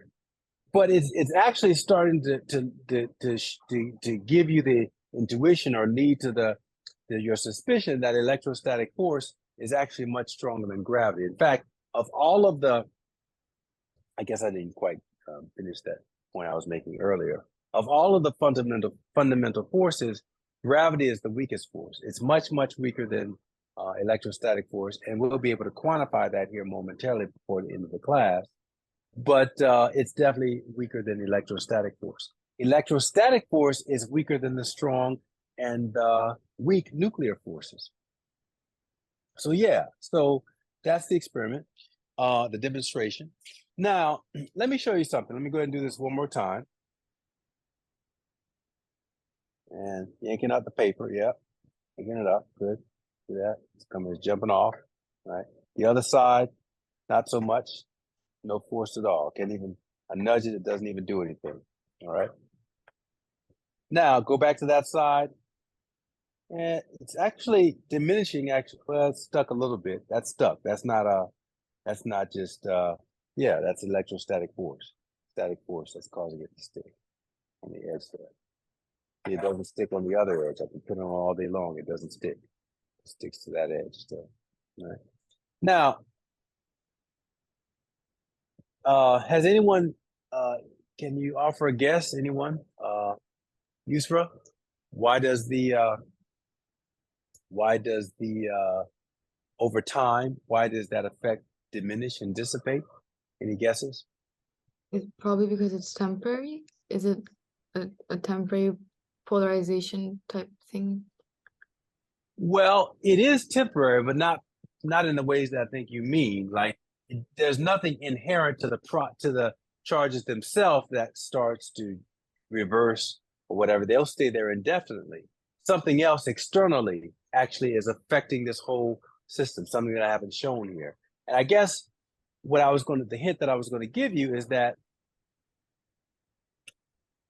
Professor, I might have like I guess like a hint, I guess. Go for it. So, I mean, you said that heat is energy, right? So whatever you did with the silk on the glass, you heated it up, and so you gave it energy, but it's not constant energy that I guess like keeps the glass charged, so it can, get those papers like and lift the paper off the table. Like I guess Okay. what I'm trying to say No. is just that there isn't constant energy that keeps the glass charged in order for the glass to, pick up the paper. Okay. I would respond this way. I would say that there certainly is energy associated with this attractiveness here, but the energy is essentially inside. Well, you can say describe it a couple ways. There is energy. The point you're making is actually pretty good, because we know from mechanics when we do work on something, ultimately we're either putting energy into that thing or taking energy out of it. So it's not totally incorrect what you're saying as far as something possessing energy as a result of this charge transfer. Like for example, I do work on these scissors. I pick them up, right? What is work? Work is a force through a distance, right? But now, because it changed its position as a result of me doing work on it, it now has potential energy. So I put energy into that system that it didn't have before by doing work on it. We rub our hands together or we rub the balloon on our hair, there is an external force through some distance. So there is work on the charge, but what that work, that energy does is that's the energy that strips the charge off of the wool and puts it on the rubber. And there is energy in that now, but it's electrical energy. And you could say that it's that energy that causes this electron cloud to shift over. But the energy is being transferred through the electrostatic fields of the charges. And I haven't discussed that yet. But these charges, positive and negative charges, they have fields around them that can affect the area around them. So there is work that's being done as this balloon gets closer to this once kind of unpolarized atomic site. But what causes it to polarize is the fact that these external charges are doing work on that external, on that atomic site, causing it to become polarized and exposing it so that you can have the attraction between the excess negative charges and the positive charges on the thing. So I do agree with you that there is energy in the system, and they're kind of interacting and and that sort of thing. But that state is that state, meaning that once they are attracted, there's nothing, because you're kind of saying the same thing, as it's a different way of saying what Yusra just said.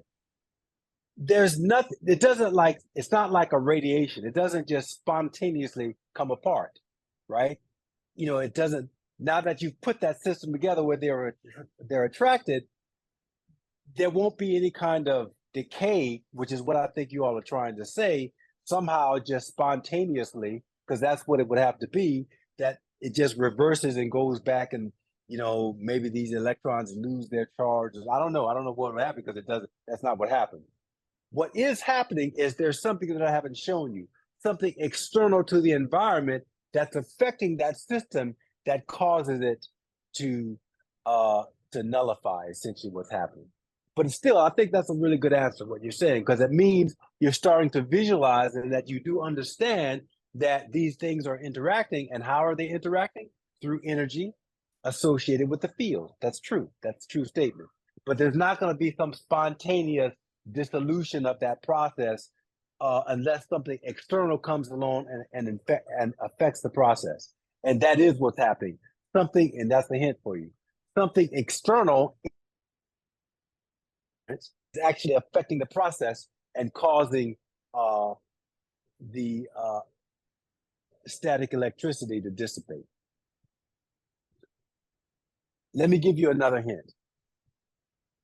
Do you think that it would be easier for me to create this process, rubbing the wool on or rubbing the thing on my hair, if if it were raining, if it was a thunderstorm outside, it was raining cats and dogs, as they say, as it were, and I open the window and there's a lot of, basically the room becomes much more humid because there's a lot of water molecules in the air. That's a big hint, actually.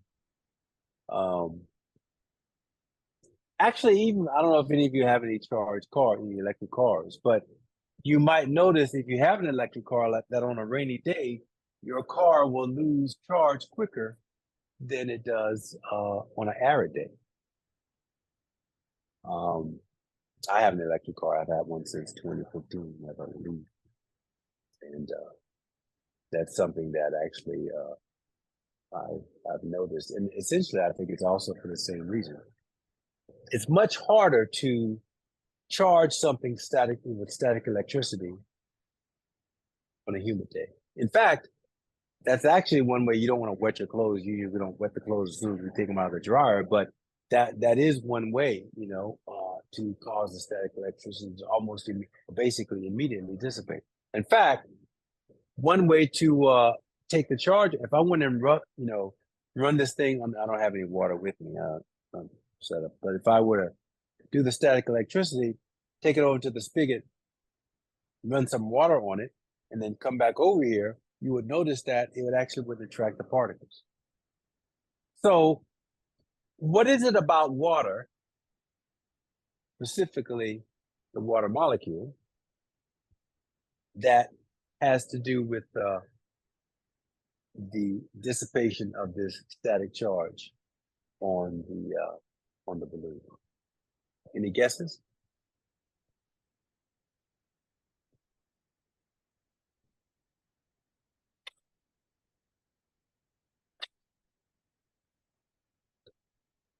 Is it because the water molecule has a neutral charge? You're very warm. Keep going. They don't have they're not neutral charge. I mean, collectively it's neutral, but what's your major, Yusra? Computer science and engineering. Okay. Do you know what a water molecule looks like? Most people do because we kind of see them in pictures and stuff. What does it look like? Like a H2O. So it's like, oh wait, no, you're not describing sorry, that's the atom. I don't really have. It's eight. You do. You just probably don't remember. H2O, right? It's one big. Yeah, you remember. Yes, that thing, right? The oxygen is big, and I forget the sign. Someone tell me. Oxygen, is that the plus or is that the minus? I'm just gonna put O. That's embarrassing. I should remember. I guess you can look on the periodic chart. I don't remember. I have to correct that. I think it's negative, and the hydrogen, yeah, because the hydrogen only has one atom. So when it loses its electron, when it shares its electron, it's going to be positive. Yeah. So, and there's two open sites in the valence of the oxygen. So it takes those electrons and it becomes negative. Yeah. And so these two things are positive. That's right. The hydrogen atom, that's the thing I've been showing you, right? It has one proton, one neutron, and one electron. So what happens is it shares, with the oxygen. So it loses that electron. It's not neutral anymore. It's positive because the proton in the nucleus is positive. So it turns out that the oxygen, about the shells and stuff, I don't do that this semester, but next semester, we'll talk about the construction of the hydrogen atom. So in the outer shell of the oxygen, it's not completely filled, but it has two spaces that are open for its, that are not, has, say again? For the covalent bond, so. Yeah, go ahead, say it. Because the hydrogen, because there's electrons missing and you need 2 electrons for the outer shell, or 8. So that's why it takes another hydrogen molecule and they both bond to form an oxygen. Yes, hydrogen atom, yes. Yeah, awesome. Yeah, the two, those one electron in each of the shells of the hydrogen, they fill that so it's the shell that has 8, it only has 6 in it, so the other 2 are there, and it loses it, and so that, I guess, and there's different, that's the covalent bond, I think, is it, because there's different ways that molecules there's bonding can occur, but that's I think the most straightforward way. And yeah, you're right, I think that's called a covalent bond. I'm gonna have to brush up on that, I don't remember. Yeah, covalent. Good, awesome. Yeah, I told you remember. Yeah, most people do, right? Like we have this knowledge, but we're trying to organize it from the point of view of physics now. So that's, but the molecule actually looks like that. Like when you take a picture of it, it's kind of like this Y thing. Now, what does it have to do with this guy? So again, I don't know how much an oxygen molecule weighs, or how much mass it is, or how much it weighs, but I can tell you this. It's probably like, 10 to the 20 something less massive than a piece of paper. Right? And what we could see is that whenever I charge this, literally the pieces of paper were jumping millimeters, like jumping off of the paper onto the glass, right? Just, you know what? I need to take a quick break here because I think this is an important call coming in. Call back. I apologize for this. Hold on just a second.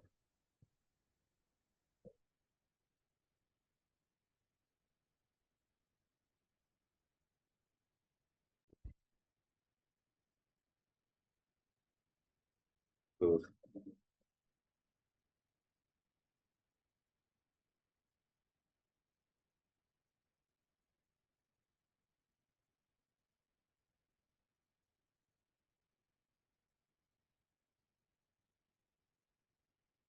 We're having a medical oversight.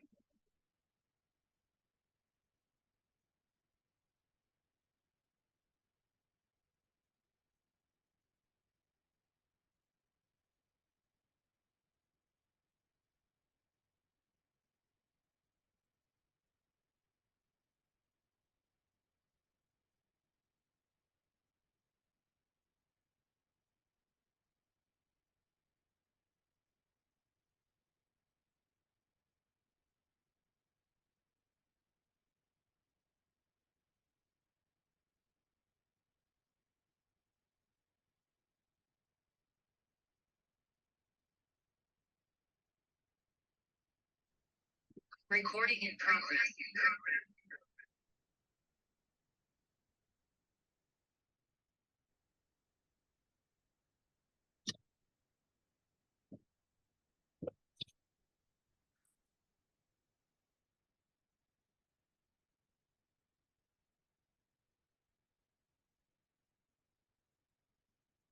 Sorry for that interruption.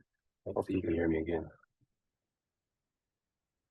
We can hear you, but we can hear you like twice. I think it's Okay.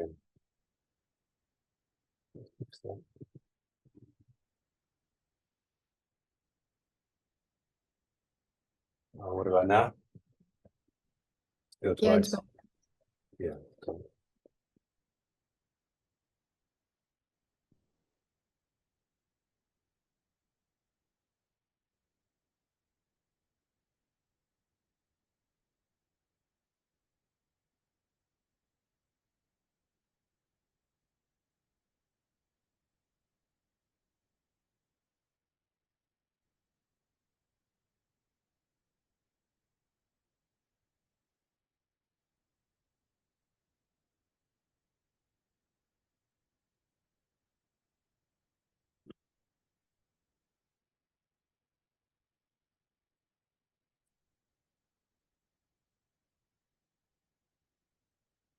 Okay, testing. That's better. I think that's good. Okay. The water molecules, are very, very light, right? Because they're floating around in the air, right? So they're water molecules in the air. Now, you can imagine that their mass is much less than the mass of a piece of paper. Probably, 10, at least 10 to the 15, maybe more times more massive, the paper is than the water molecule, right? I mean, basic, I guess you could just, a proton is, yeah, I don't know. I mean, you got a bunch of protons, whatever. Like, but it's going to be much more massive. As I don't remember, or in a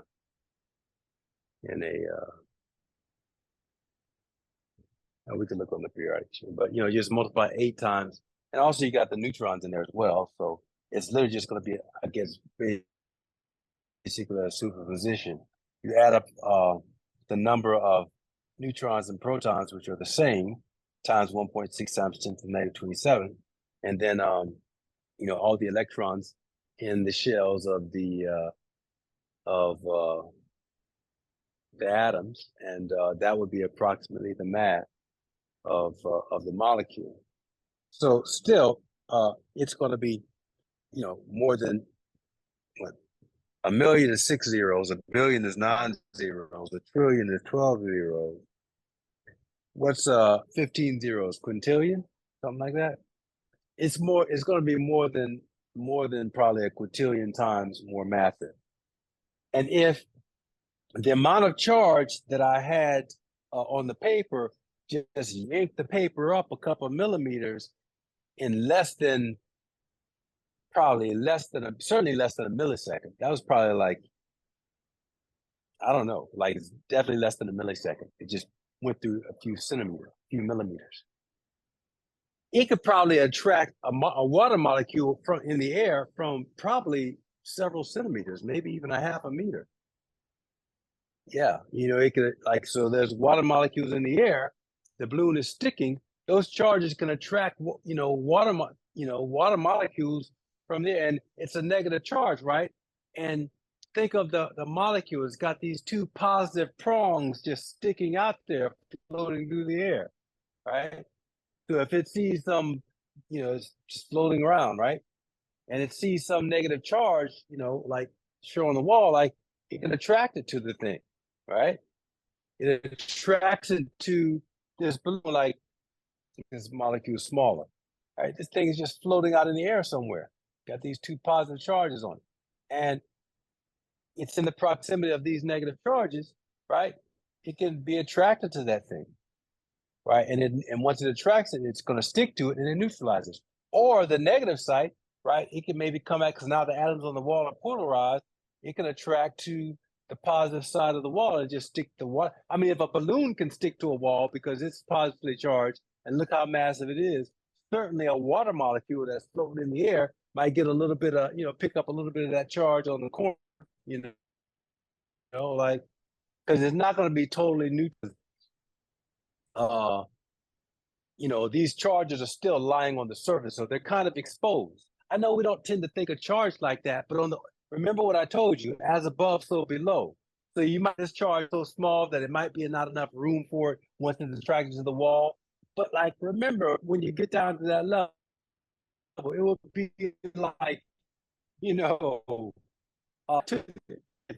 we took the moon and we set it on the earth, on the surface of the earth, like say that, positive and the moon is negative, and let's not think of a crash right there, but somehow you could just take it and place it on the earth, right? Okay, well, there's an attraction right there at the surface, but the moon is huge. So the other side of the moon is still going to be like charged, and it could track some stuff from I don't know, from someplace else, or the other side of the earth, right? It could track something on the other side.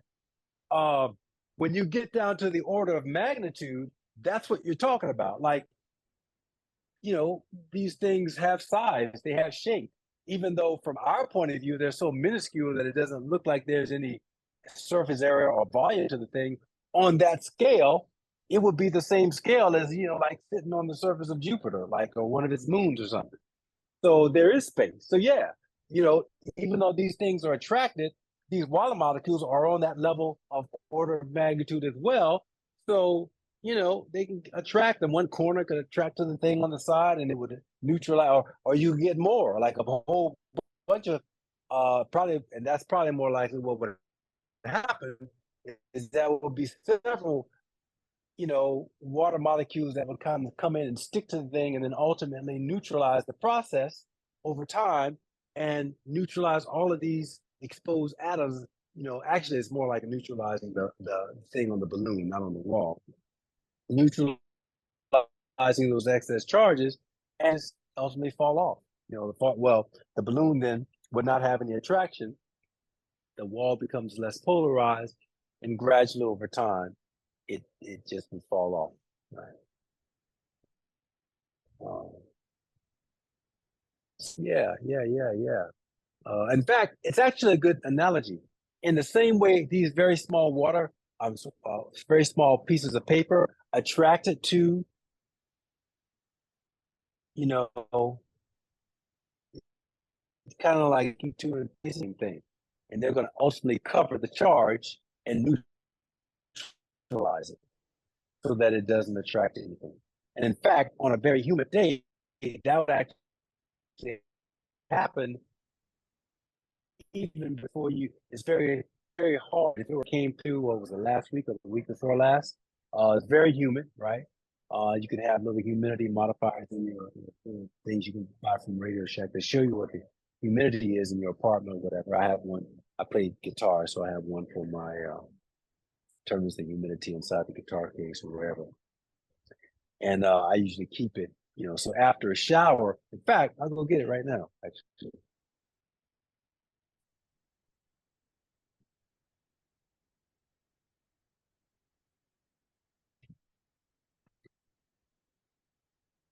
So like right now, this is low device. It gives the temperature 70 degrees, and this is my restroom. And the humidity is 36%. So 36% of the molecules in the air is water. That's what the thing is saying. Nothing. When at my back door in an hour, 15 minutes, 36%, 36%, right there in the restroom because it's a very small restroom. So even though we can't see these things, this is real stuff we're talking about. This is real talk. These molecules are floating around in the air.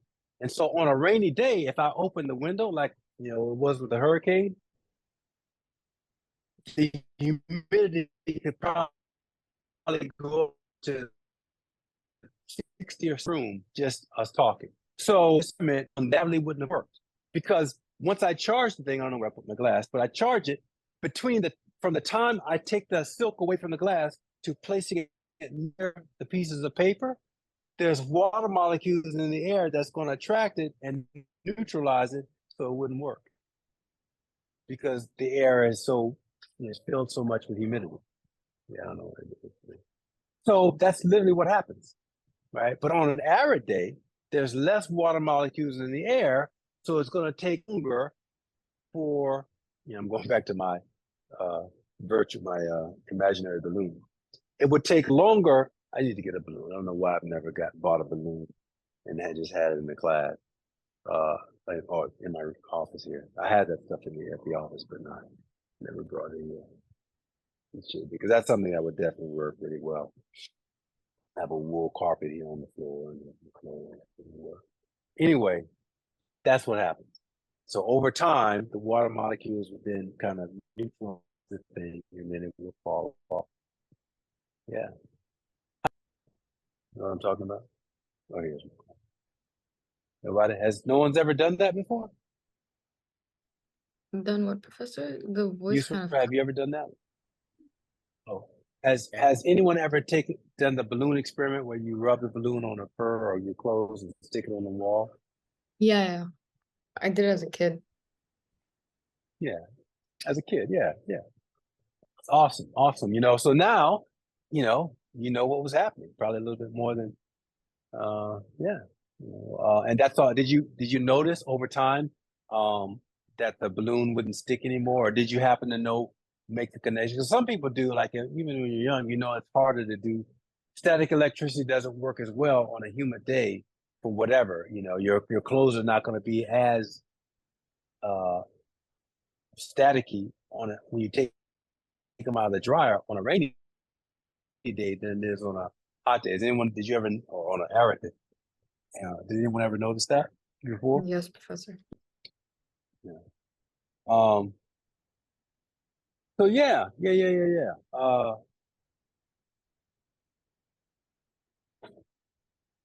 Well, any questions or anything about that?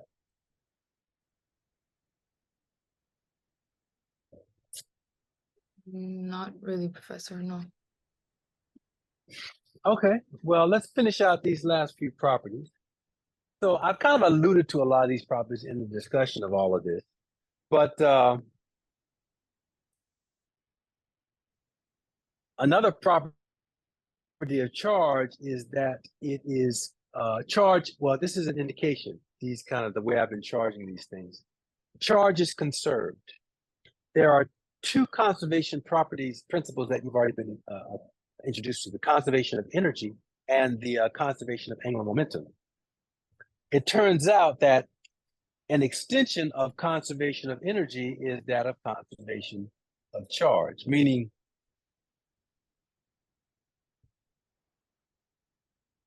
if you start off with something that's neutral, and like we did, and you rub the glass, so both the glass and the silk were neutral, right? When I rubbed, and so that means that there were the same number of positive and negative electrons on both, as I've said earlier.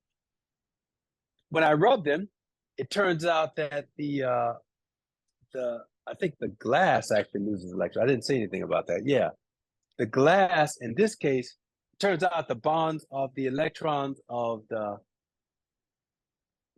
bound electrons on the silk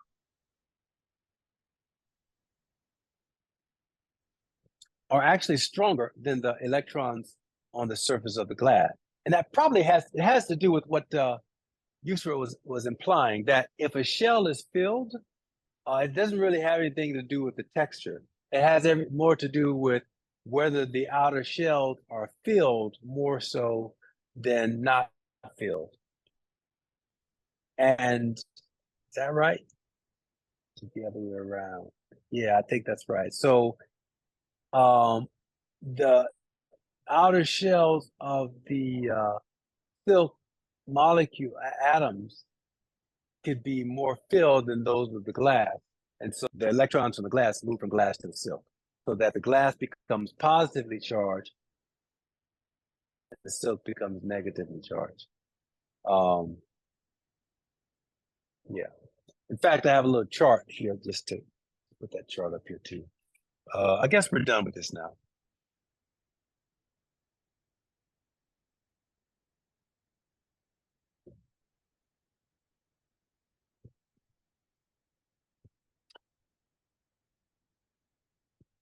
Another little chart here.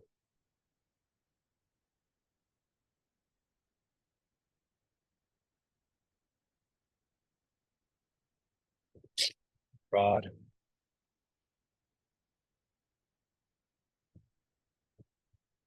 Material.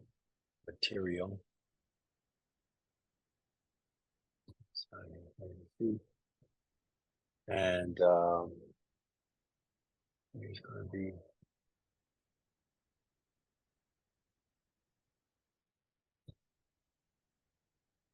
charge of the rod.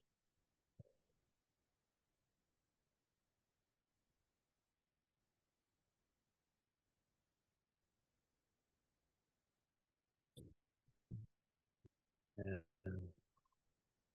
yeah.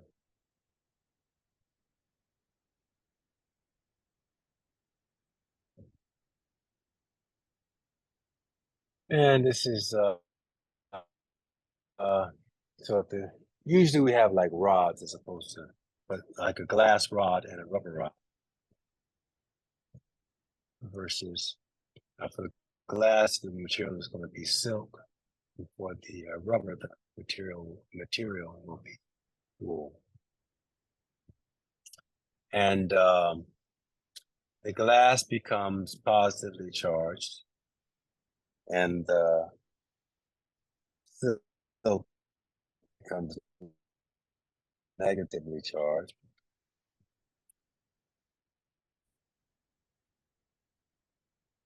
So the electrons transfer from the glass to the silk, and in the case of the wool and the rubber, excuse me, now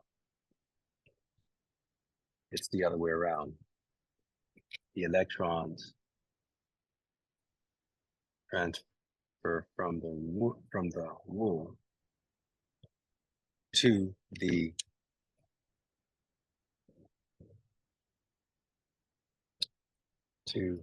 silk, from the wool to the rubber rod. And so the wool becomes positively charged and the rubber becomes negatively charged.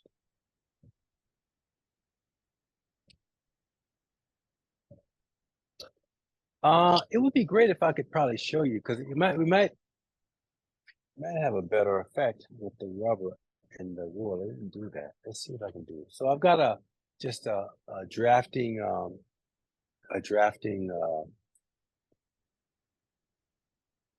brush here. You know, like I think I mentioned, I might not have. I was a first semester in the college. I was a civil engineering major, and back then, when they did drafting, they did physical draft. It wasn't like they came out with that the virtual drafting system a couple of years after I graduated. I forget what they call it. But back in 1982, when I was a freshman in college, they were still teaching drafting, like the old school way with the draft board and all that. And that was one of the first classes you take, freshman. So this is left over from my original drafting kit that I brought as a freshman in college. So I've got a wool coat. This actually might work a little bit better because it's a kind of a pointed thing. Speaking of my college days, I went to a military college, and it's actually one of my uniforms here, my uniform coat. So here, you got the thing on the touch there. Oh, it's already doing it, actually. You know what? It's probably because I rubbed it, so it's going to be much better. I can tell already. But I'm going to show you something. I'm going to go, actually, I'll get some water. And I'm going to dip this in water and show you that it'll neutralize the thing.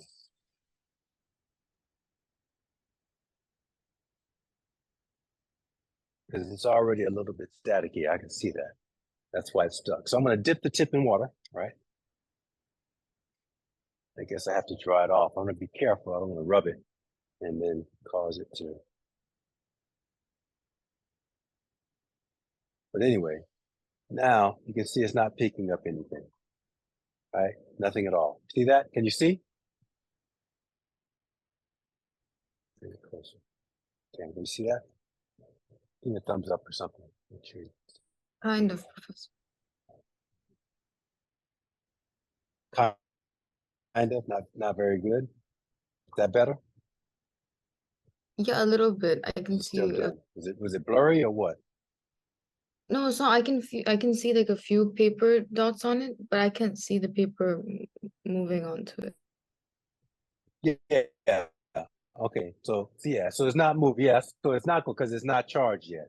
So good. Yeah. So I put it in water. I just tapped it off. So what's happened is that the thing is neutral. It wasn't initially neutral. Something jumped off. Right now, you should see no attraction at all, and that's what you see, right? Yes. Okay. All right. So now I'm going to take, now this actually is wool. That cloth I had was cotton, but this is wool, and you're going to get it should get a better effect. I'm going to rub it really well on my wool coat. It's really well. In fact, I can even feel it warming up. I'm rubbing it so vigorously. So we should be getting some really good, and I'm rubbing like the whole thing, right? Like, remember I told you, wherever you rub, that's where you're going to get some. So I'm rubbing the whole, end of this thing. So hopefully we'll get a great attraction. Oh yeah. See that? You're pulling Yes, it up. but Right, it's stuck. Yeah. That's even a better effect. Oh yeah. All of it.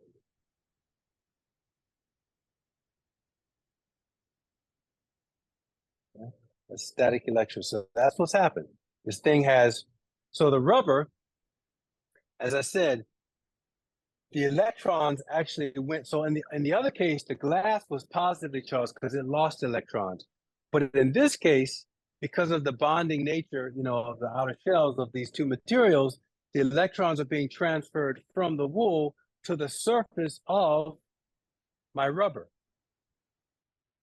And so polarization is happening on the paper, and it's because they're staying neutral and they're being attracted, to the electrons that are on the surface of the rubber rod. Okay. Now, you see that was the case. Now I'm going to neutralize this. I'm going to dip it in water again. And I know it's going to take off those things, but what we'll see is that just by dipping it in the water, for sure those are going to come off the things that were there. In this case, I'm not even going to touch it at all. I'm going to kind of flick off the water. I guess I should have flicked off the paper. But anyway, so now let's see will we attract anything. No, we attract nothing. Instantly, it becomes neutralized. Instantly. Why? Because those water molecules are now sticking to, those electrons that are on the surface. It does nothing. Okay. Awesome. So that, students, that's what static electricity is. Any static electricity that you see anywhere, that's what is going on. You're literally physically moving electrons from one material, usually an insulator type material, to another.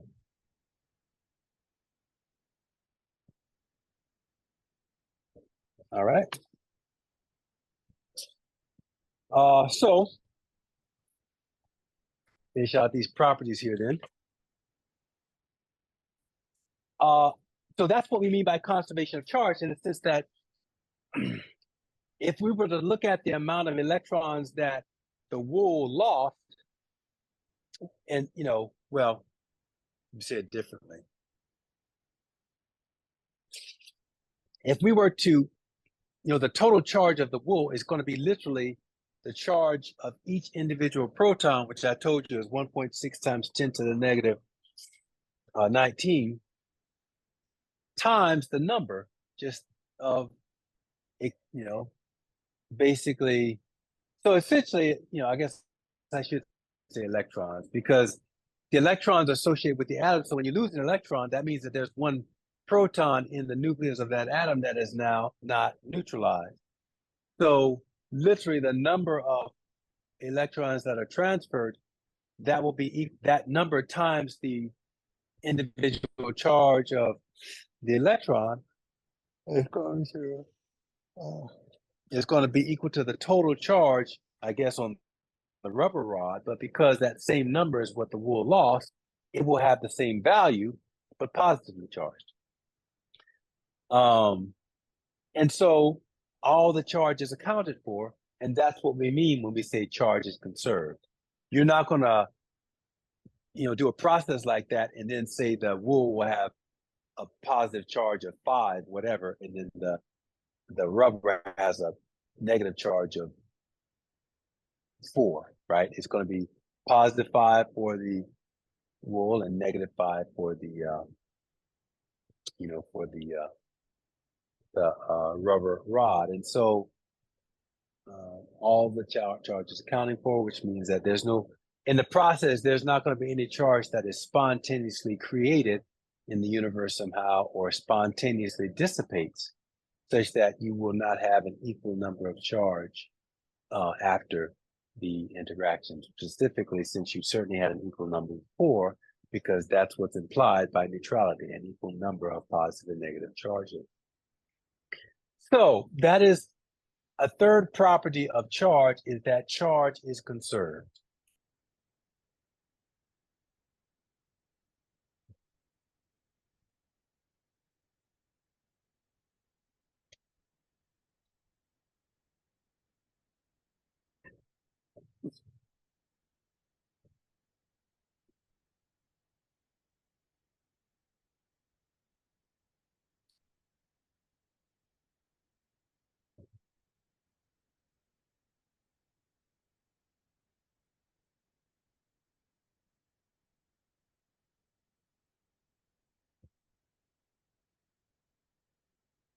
Also, as we've already implied by this point, charge is quantized.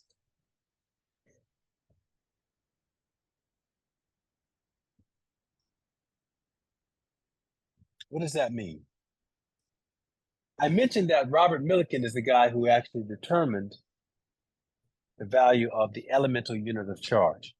He did that in something called the Millikan oil drop experiment. You can look it up one time. I think it was 1890. It was right before the turn of the century. So he was a contemporary with the people like the Curies, who discovered electric radiation and, killed themselves with cancer because they didn't know about the whole thing with cancer. Madame Curie and her husband, I forget his name. But they were kind of, they were same time period, turn of the last century, that is. And he devised a really great experiment. Basically, he charged oil drops. You know how oil will float in water, or different constitutions, like the oil lamps, the oil will float up. It floats up when you get heat, right? It gets heat, it floats up, it loses heat, cools down, and that's those oil lamps. He created something like that. And the way that he, but just like so a couple other places of static electricity that are pretty prominent in our everyday life is lightning. What lightning is there's a cloud, and because you get a lot of turbulence in a storm, the cloud everything has charge, right? It's like the Einstein model that I'm talking about. But in a cloud, it's not, the bonds are not as strong as matter because a cloud is a cloud, but collectively it's still it's a separate entity from the air and the molecules and atoms and stuff in the air around it. Also, there are other clouds and they have different densities and stuff. It's complicated, I don't know, but it's still matter, right? So a cloud is rubbing up against, the molecules of water, water things, whatever is in the cloud. It can rub up against molecules in the atmosphere and strip off electrons, just like it's basically static electricity. So when you get a lot of motion going on, you get a lot of stripping of electrons from things, and they can attach themselves to the clouds. So a cloud becomes charged, whereas it was normally neutral, literally because of in the same way that I charged this glass. That's actually what's happening. So you get a whole bunch of charge built up on the cloud. And a lot of times, during a storm, clouds get pretty close to the earth because there's a bunch of clouds, but a lot of motion going on. And the earth is neutral. The earth is like a big, what we call reservoir. So essentially, you have a very highly charged object close to something that has zero charge. Not only zero charge, it's like a reservoir is something that is like essentially it's something that has an infinite number of positive and negative charges, but it can become, let's put it this way, it can become super polarized in the vicinity right above the cloud. So in the same way I showed you how in matter, the electron clouds kind of move away from the the atom so that it's exposing the positive nucleus. In a sense, it's more complicated than this, but in a sense, the space right below the cloud, that kind of happens. Where the cloud is so strong of its field that right below, you can get a place where all the negative charges in the ground and materials and atoms and stuff, they kind of move away and they create a space where there's zero polarity or basically positive, I guess you could say. And so the electrons jump from the cloud to the ground because of that. And that's what lightning is. It's the same thing that happens when you rub across the carpet and then you go touch the metal door or a metal light fixture, and you get the static shock, or even in your car, you slide across your, they don't really have pleather cars anymore. They're usually pretty good. But they used to have like the pleather, the fake leather on the car chairs, they would get, you get really good static electricity built when you built up on your on yourself when you slide across, maybe in the car and you're moving, whatever. And then you touch the door handle, those used to be metal. Now they're coated with some sort of thing that's not metal, so you don't really get shocked anymore. But back in the day, it used to happen all the time. I had my parents had a 64 and a half Mustang, one of those the classic Mustangs, and when I inherited that car when I became a teenager, I started driving around, and it had the pleather seats, the old school. It had like literally the bumper, all that stuff was literally metal. And you know, you get shocked all the time on an arid day, you know, like rubbing on the seats and you touch the door, it's shocking, you know.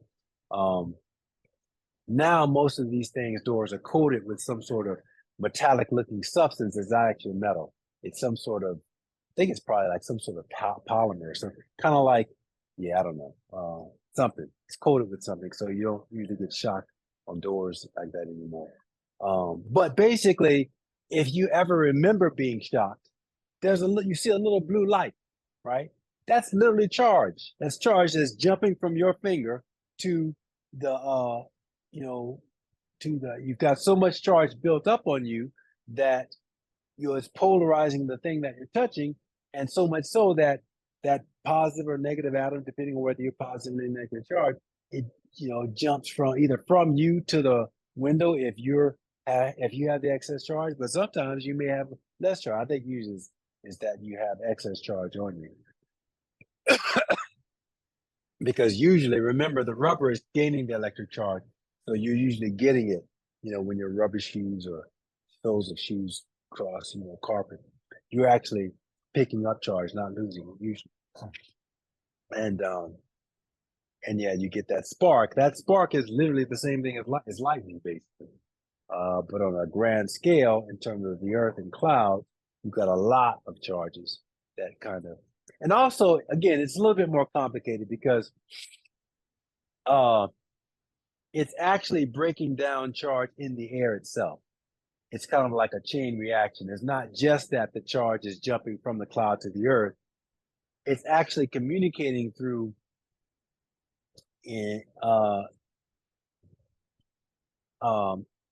essentially ionization of molecules in the air as well. So it's actually interacting with the air as it goes down. It's more than just the simple model that I'm giving here, but in essence, it is very much related to the kind of thing that I'm talking about. Yeah, so charge is quantized. Robert Millikan created this experiment where he had oil drops in pan, and they were different constitution because the oil were different distances, just like an oil lamp. And he caused those oil droplets to become charged, just like clouds can become charged. That's why I got off on that tangent, is because he could charge them. And he had some pretty clever ways of doing that, but basically there was friction, and he was able to charge the drops in the, and so, in the oil drops. And you can see the difference, right? Because you, just like in an oil lamp, those basically are oils of different densities. And so the densities, the oil drops of the specific density clump together, and you can see that different than usually they put colors on it and stuff so you can see it even more clearly. But it's just different constitutions of oil. It's like oil and water, but it's like oil and oil, so that, oil and water, the oil will always float on the top. But different types of oil, depending on, it doesn't necessarily float on top. It depends on other factors like heat, how much hot, because if the oil are different densities, then they're going to take on heat differently. And one oil could become, droplet of oil can become hotter than the oil it's kind of immersed in. And so you would have an effect of moving up and down, just like warmer air rises in cold air. So the warmer oil will rise in the cooler oil, and that's why you get that effect of moving up and down. But there's other ways to cause it, and that's what Millikan did. He actually charged the oil droplets, charged some of them, and others were not, like, and then put those oil droplets down, charged oil droplets down in the vat of oil. Then he exposed the whole thing to electric fields that he could control. And so the charged particles on the charged oil droplets immersed in the other oil would move up or down, depending on whether the gravitational attraction on those oil drops was greater than the electric. And so he could vary the electric field. And so he could make the drops come up, and then he could turn the field off, and then the gravity would overcome, and then the oil would drop down. And he could measure, he just did this thousands of times, to the point where he ultimately used, and I'll talk about it, I'm qualitatively describing the experiment now, but once we define what the electric field looks like and what electric force is, I'll revisit this problem where we show quantitatively how he did it. But ultimately, he used Newton's laws and some definitions we're going to write down here momentarily in terms of static charge and electric fields. And he was able to come up with a theoretical, I guess, an experimental value for the charge of each of the oil drops, right? Now, what he found was that, of course, all of the oil drops, because they're different size and whatever, they're going to have different charge. But because he did this so many times, thousands of times he did it over a period of several years, he found that all of the charge, no matter what the value of the charge of an oil drop was, it turned out that it was an incremental value of a specific number. And that number has now been determined as the elemental unit of charge. And the symbol for it is kind of like I don't know what kind of E that is. It's not a script E, but whatever. That's the symbol that you're going to see. And that is the value of this thing, 1.601 and some change times 10 to the negative 19. And the symbol is Coulomb, named after a famous physicist, French physicist Coulomb, his first name. And he got the symbol for value of charge. Now, again, this doesn't mean electron. This means elemental unit of charge. So you're going to see that. Elemental, like the movie, which is really cute movie, by the way. Charge. I'm a big fan of movies. Charge. And so he found that, these charges on these water molecules, they were n times the value of E. So that would be equal to the total charge. And this n, there was always this unit that the total charge on a oil drop would be a factor of, meaning that total charge would be an incremental number n times this elemental unit. So then from that, they deduced that the smallest unit of charge must be this unit of charge, 1.60 times 10 to the negative 19. And again, so then that elemental unit was assigned to the electron and the proton as being, based on other kind of observations and some experience that we'll talk about. But ultimately, it was determined that was the smallest unit. Now, once we got more advanced and we started building particle accelerators where we could break the neutron, the proton, the nucleus down, and protons and neutrons begin to split apart, and these elementary particles like bosons, hadrons, alpha particles, all these things came out. What we found was that there were particles inside the proton and neutron, the elementary particles as they're referred to, which have less charge than E, but it still turns out that they are fractional numbers of E. For example, you might get 1/8 E, and I don't have them all memorized, or 1/4 E is going to be equal to, and it's always I forget what kind of fraction this is called when you divide it. Well, whatever. It's we'll just say some fractional value of the elemental unit of charge. Some various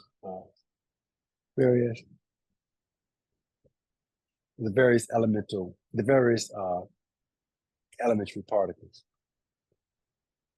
So I think that's pretty much it. So we got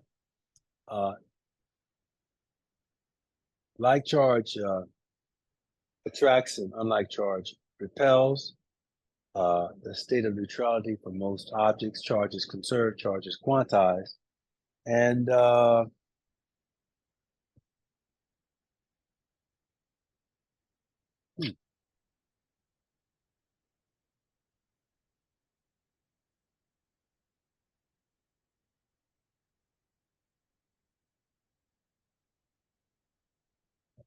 Yeah, I guess I usually have 5. I guess it's just that what I illustrated with chart, like objects can um, objects that are neutral can be electrically charged. That's that's a property. Let's just call that a property. And I illustrated that with all the stuff I was doing with these guys with the glass and the silk and the rubber and the wool. That it is we do have the ability to charge an object that was once neutral. And that's the problem. And the reason is because of all the things I showed you with the transfer, of charge, and that's a great term that we use, due to the frictional contact of the object. So let's make that a property. In fact, that's probably in my notes. I think I have that as the first property, but whatever. There's no particular order necessarily. And what I say, objects such as rubber and glass may be electrically charged by friction.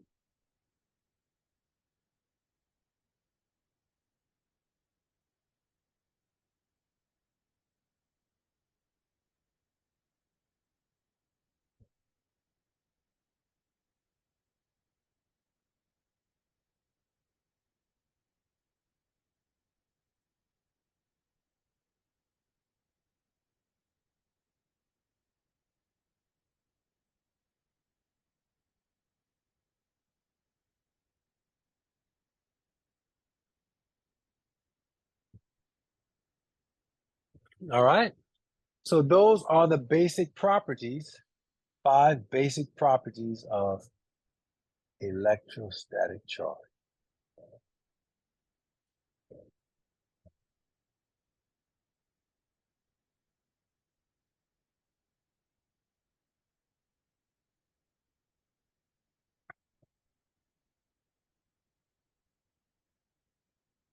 What time is it? 11:08. Yeah, so dang, 11:30. I haven't gotten to Coulomb's law. I should get to that. So I usually do something called, so that's charging of insulators. There is a process for charging conducting surfaces, and you can charge either by induction or conduction. But because I talked a lot today for some reason, I don't know. I didn't come quickly to me. I'm going to go ahead and introduce Coulomb's law because I want you to get to a point where you're kind of have this before we end. I guess I'm still used to my summer classes, and I don't know, maybe I'll tighten it up a little bit for how I'm delivering the material. But it's kind of fun talking about that. I do have the demonstration. Everybody does this. This is something that you do. It was a little bit more difficult for me to do it at home. It takes a little bit longer because I don't have stuff here, but readily available. But still, it's important to kind of go through this process. And I've also kind of belabored the process because I've given you something that's not in the book, and it's this idea of the Einstein model. But trust me, that's one of the things I found over the years that I've been teaching that I wish someone had done for me, because it's a visual and I'm just a visual learner. So that gives me something I can sink my teeth into, because otherwise, when you start talking about static, like, okay, I know the charges, but like, where's the charge coming from? What is it? Like it doesn't feel good because I don't know what's happening. I can't really see, what, and that was kind of difficult for me. And sure, you can do the problems with that, but for me, that having that as a model and understanding that this is real talk, this is actually what people were, uh, what they begin to speculate. Now it's become even more complex than what I've shown you, because within material, there's all different kinds of material, and we found out a lot more about the bond. They're not springs, right, holding atoms together. But the model still works as a very simplistic presentation of what matter is. And so it's really nice, I think, to establish that at the beginning, because it allows us to be able to visualize it and really make sense of what's happening with charge. It's not something that's mysterious. It's just because it's small and we can't really see it with our natural eyes. It behaves according to very specific type of behavior and physical laws that we're going to investigate, just like stuff in mechanics does. It's, as above, so below, like whatever the laws that dictate once you figure those things out, whether it's a astronomical scale or whether it's a microscopic scale, there is symmetry in the way that the universal laws affect the environment. Yeah, if you know those laws, it works that way. So anyway, yeah. So anyway, that's it. Let's jump into Coulomb's law. Now, I think, so Coulomb's law, unfortunately, like a lot of people, and even myself, I'm guilty of this. When we do gravity and mechanics, we don't spend as much time as I think we should, because a lot of times we're running out of time is at the end of the semester. But in the same way that the universal law of gravity was empirical, that Newton figured it out and just wrote it down, Coulomb's law, which is the force of attraction between charged particles, was derived, was created in the same way. There's nothing that you derive, no base principles that you derive and then create Coulomb's law, in the same way that there's no base principle that somehow you derive universal law of gravity from. The universal law of gravity is the baseline.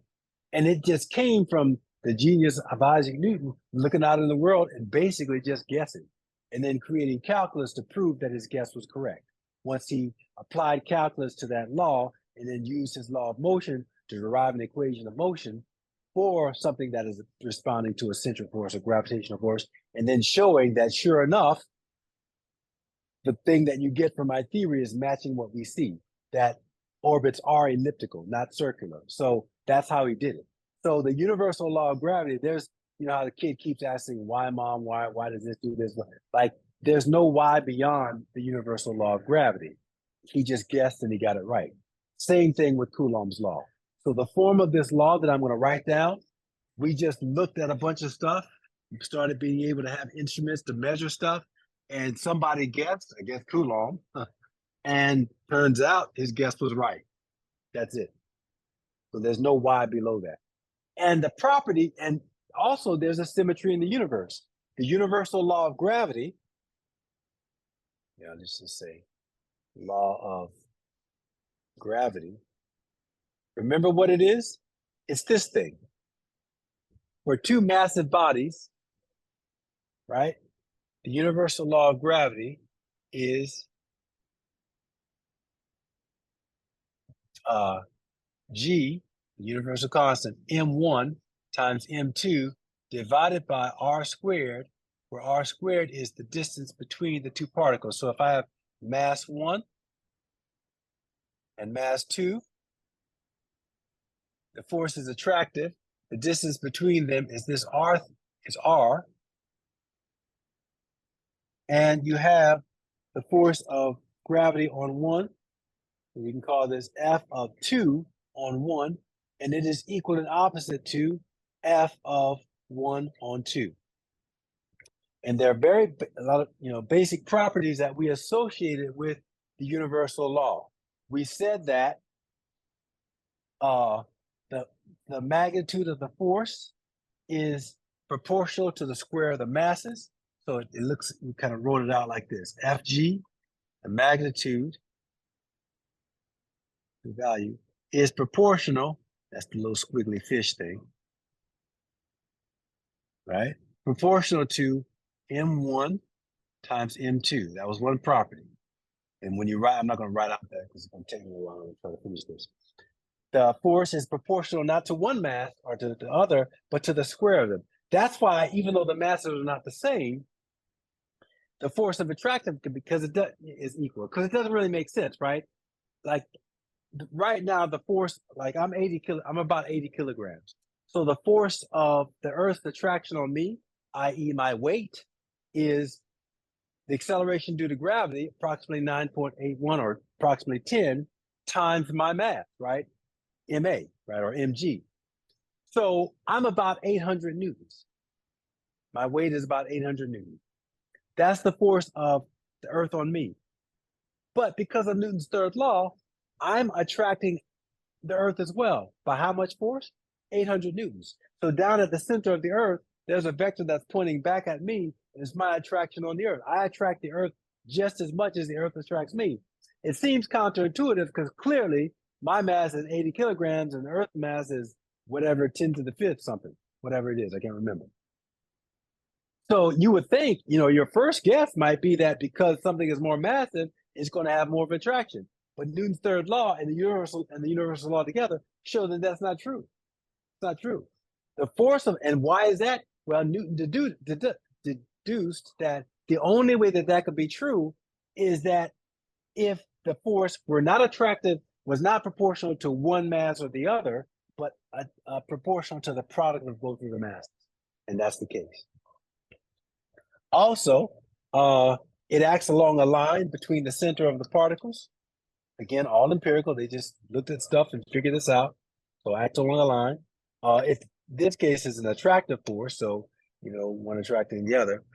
But the big one, another big property then, is the inverse square law. So popular that it has its own name. That the force of gravity is proportional to the inverse of the square of the distance between the particles. That law is huge. It gives rise to a lot of things associated with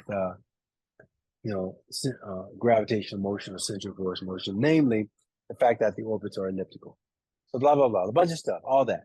So why am I bringing up gravity? Because I like to identify the symmetry in stuff. I don't know if I told you this the other day, but I'm going to say it really quickly again if I didn't, that there are 4 themes that I deal with. Those of you who've had me before know this already. But the 4 themes that I think I see running throughout physics have to do with perspective,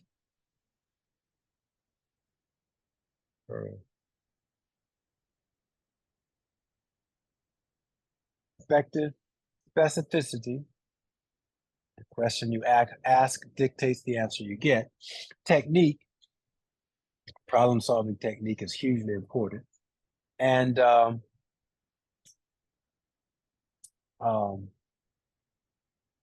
symmetry, which is actually the point that I want to emphasize here.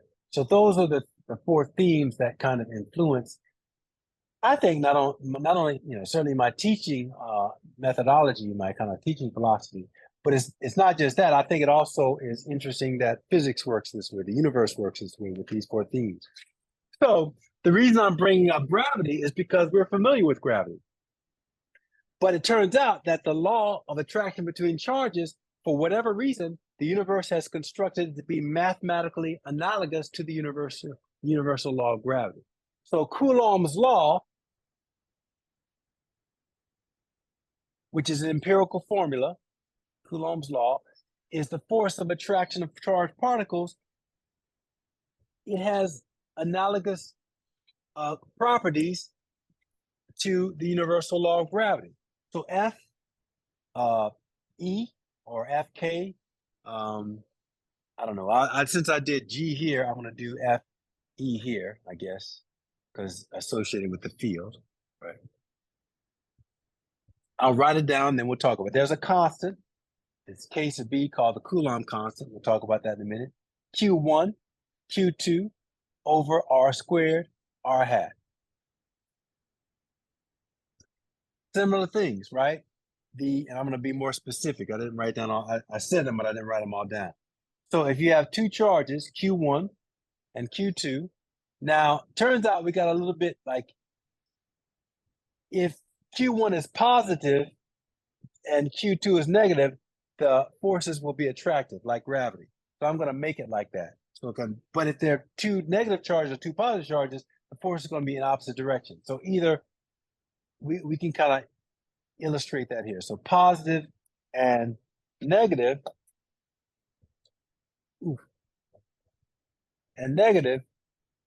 we're going to get, we'll get this scenario here where we have F, I guess, negative on positive, and over here, F positive on negative, right? If the charges are like charges, then it'll be a repulsive force.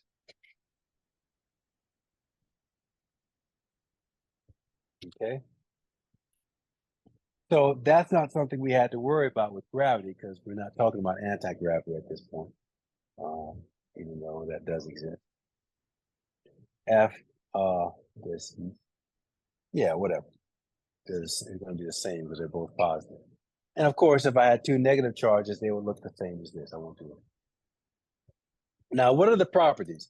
Well, we see some similar properties in that the force acts along a line between the center of mass of the particle. So we'll write that out now.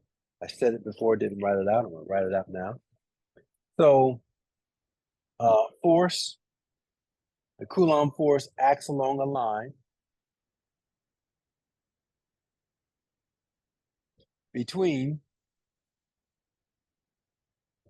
or through, I would say, through the center of mass of the particles.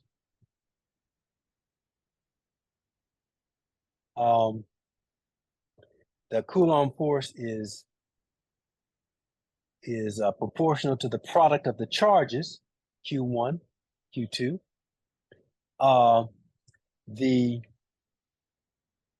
Again, a property of charge is associated with this. So whereas gravity is always attractive, for a charge, like charge repels. I'm just going to put repel / like charge and attract / unlike charge.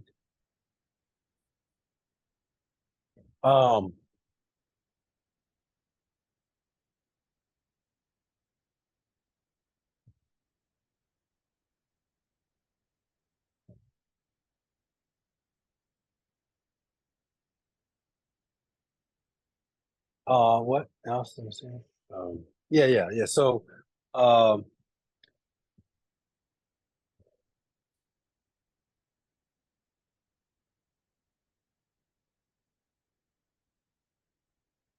yeah.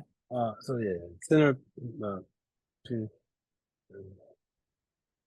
yeah, and then of course the big thing is the inverse square law again. So we get the force, electrostatic force is proportional to the inverse square of the distance between the charges. And again, remember that this is that distance between the charges, between the center of mass and the charges. We call it R. So both the universal law of gravity and the Coulomb force law are inverse square laws. That's what we say. Inverse square law.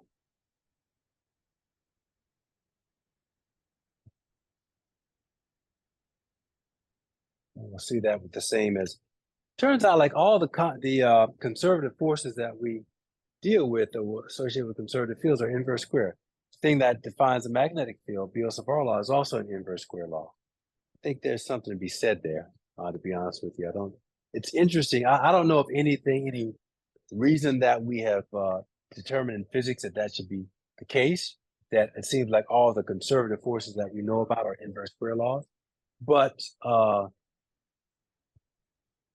the exception of them.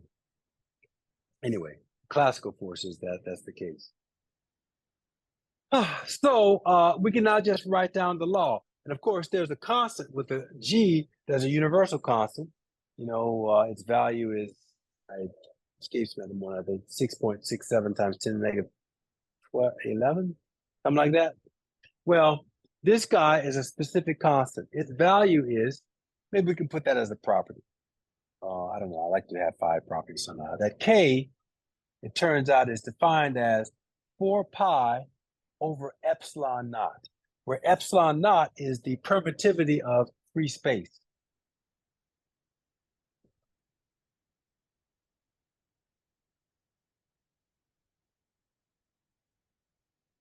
What does permittivity of free space means?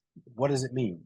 Well, honestly, it's just a relative comparison. So well, we know because we have cell phones now. We know that now this is an electromagnetic wave, and here we're talking about static fields, not quite the same, but very much related.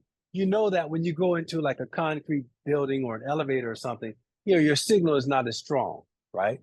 Well, that's the electromagnetic wave. It can't penetrate that material as well as penetrating the air where there's nothing there. It's just that simple. Well, the air, our atmosphere is something, is dense compared to outer space. So, and we can see that when space shuttle or spacecraft come back in, it's like, it feels like you're hitting, when you hit the atmosphere, it feels very much or more so than like when you jump into a pool and you do a belly flop, right? Like clearly the water doesn't, because of the nature of fluids, which again, that's something we'll talk about in quantum mechanics, in physics 39. When an external force is applied, impulse, it's the nature of a fluid is such that there is a high resistance force compared to the time in which something is impacted in terms of a collision dictates the force that can be created between those two the surface of those two objects. And so a mass hitting a water as in a belly flop, it generates a lot more impulse than if you just kind of slowly move into the water. So you're going to get much more of a resistance force as a result of that because of Newton's third law, basically. So we can see the same thing happens when a space shuttle comes in and hits the atmosphere, right? It is decelerating over a large period, basically impulse. And it causes, and by the third law, that's equal and opposite reaction, right? And so that's one way to explain it. Lost my train of thought to the atmosphere. Oh yeah, so in the same way, electric fields, like they have more difficulty permeating some media than others. It's just that simple. And usually the more dense the medium, the more it's going to take an effort. And essentially, going back to something either Eric or somebody said earlier, it's really energy. We'll talk about how an electric field does work on a medium when it goes through an electromagnetic wave. It turns out that only the electric field does work and the magnetic field does not do any work. But because it does work, it gives up energy. And because it gives up energy, it affects the speed at which the electromagnetic wave can penetrate the medium. Now that's waves, right? So, but even just static fields themselves that are not moving, they don't do necessarily any work on the medium, but they do affect the medium by going through it. Like you could see it here, like essentially when I'm doing when I'm using the static charge to attract another charge, they're not touching. So there's something that's communicating between the charge and the paper, and that's through the field. So if the field can affect something like paper, and really what is it affecting in the paper? Well, it's affecting what the paper is made of, the atoms and the electrons and stuff around it. Well, there are also atoms in air and there are atoms in fluid media. So an electric field, when it hits the atmosphere or when it hits water or any kind of fluid, it's actually still interacting with the atoms inside that fluid, right?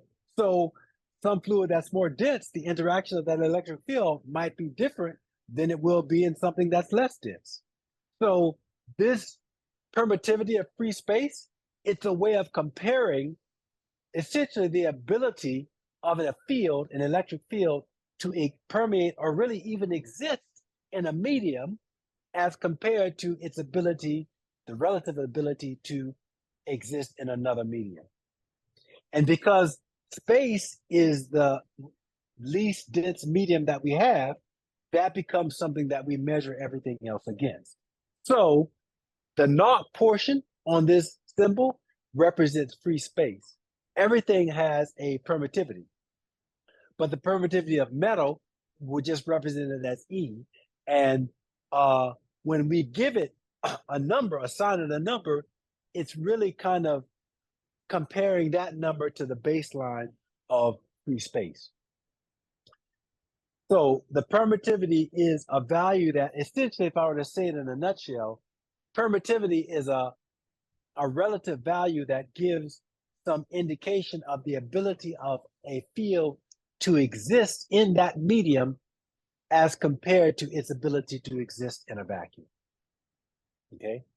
And the value of the permittivity of free space is it's equal to 8.44 or 8.85, excuse me, 8.854 times 10 to the negative 12 Coulomb squared per Newton meters. Now, 4 pi is 4 pi. So when you put all that stuff together, it turns out that I'm going to use small e on this.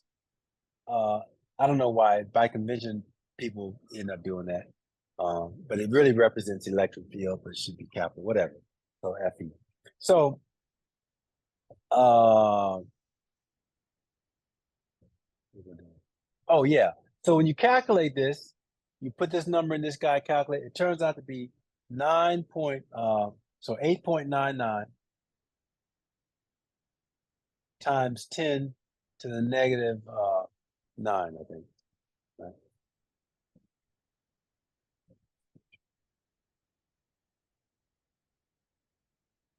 Well, we just calculated. Let's just calculate it.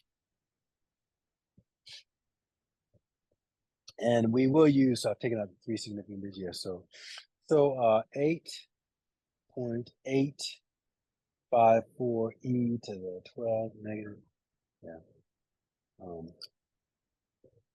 Invert it, so multiply by 4, multiply by 3.14. What?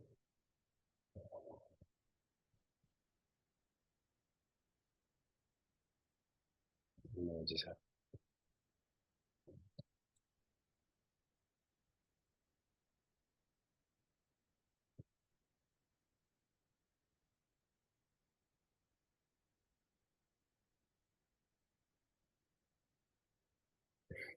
What's going on?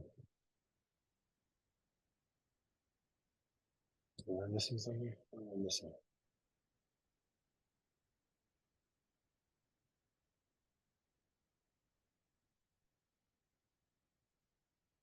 Q is 4 pi.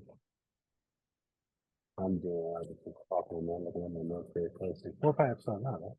Anyway.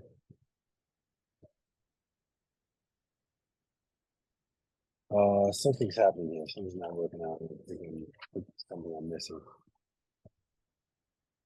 If you have caught whatever issue I have made a mistake in, tell me. It's embarrassing. 1 over 4 pi. 1 over. Oh, duh. Jesus. Sorry. I've been doing some other stuff with some colleagues yesterday, and I got the 4 pi on my head. It's 1 over 4 pi epsilon now. 1 over 4 pi epsilon. Sorry. Sorry. Okay. Yeah, so that's good. So yeah. 1 over 4 pi epsilon naught is the definition of the Coulomb constant. So 8.854 E12 negative, yeah. Times 4 times 3.14, and then invert that. And yes, there you go. 8.99. We'll just take it to 3 sig dig. So 8.99 times 10 to the 9, positive 9. 8.9. And this is what I want to use in class. 8.99 times 10 to the 9. And that's going to be, the units are going to be newtons per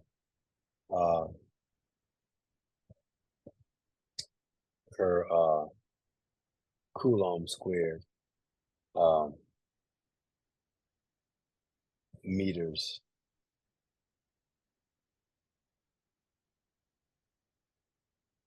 So no, Newton.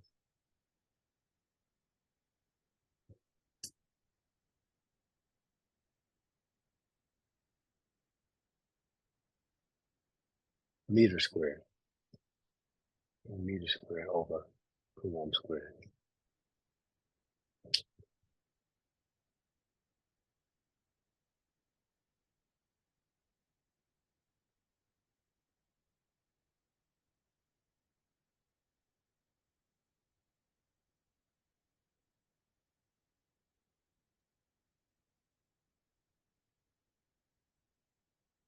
Yeah. Oh, did I go over? Man, I'm over? Jesus. Always goes so slow. Okay, I'm sorry to keep you over. I guess we should stop there. Any questions about anything here? I had hoped to should have got a little bit farther today, to do a problem with this or two. Yeah, it was a few minutes I lost earlier in the class. I don't know.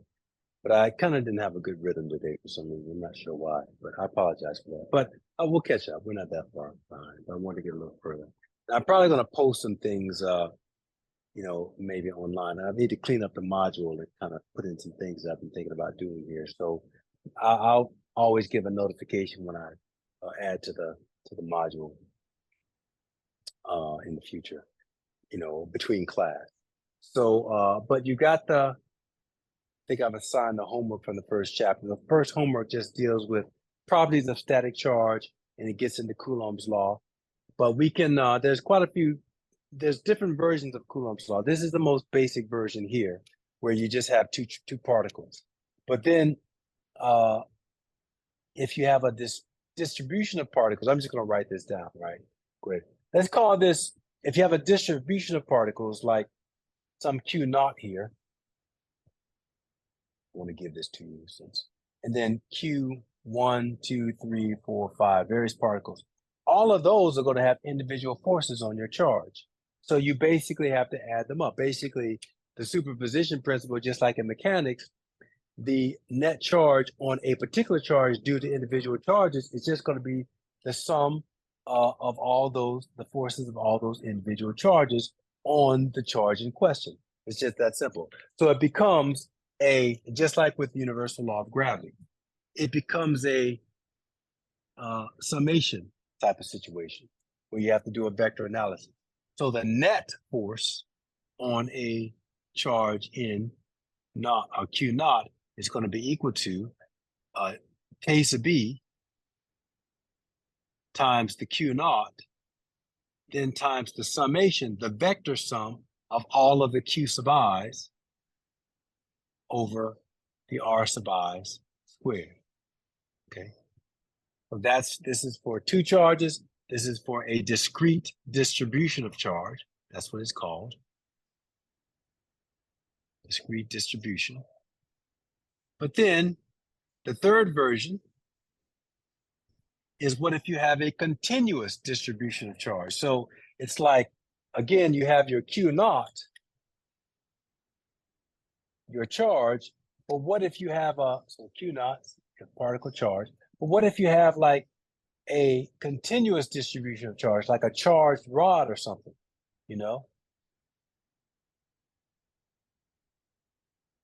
and that has some field associated with it.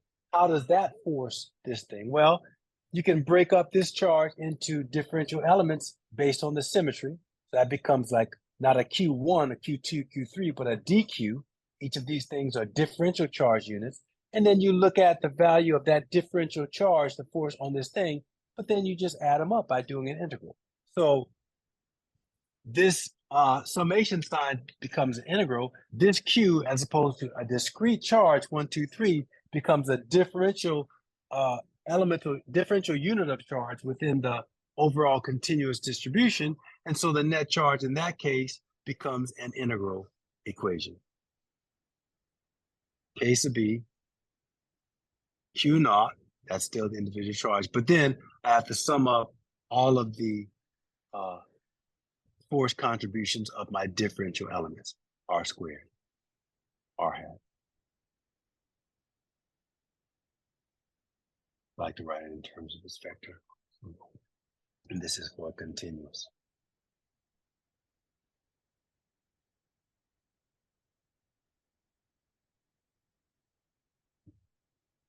Distribution. Okay. Sorry to keep you. I know we're on 15 minutes.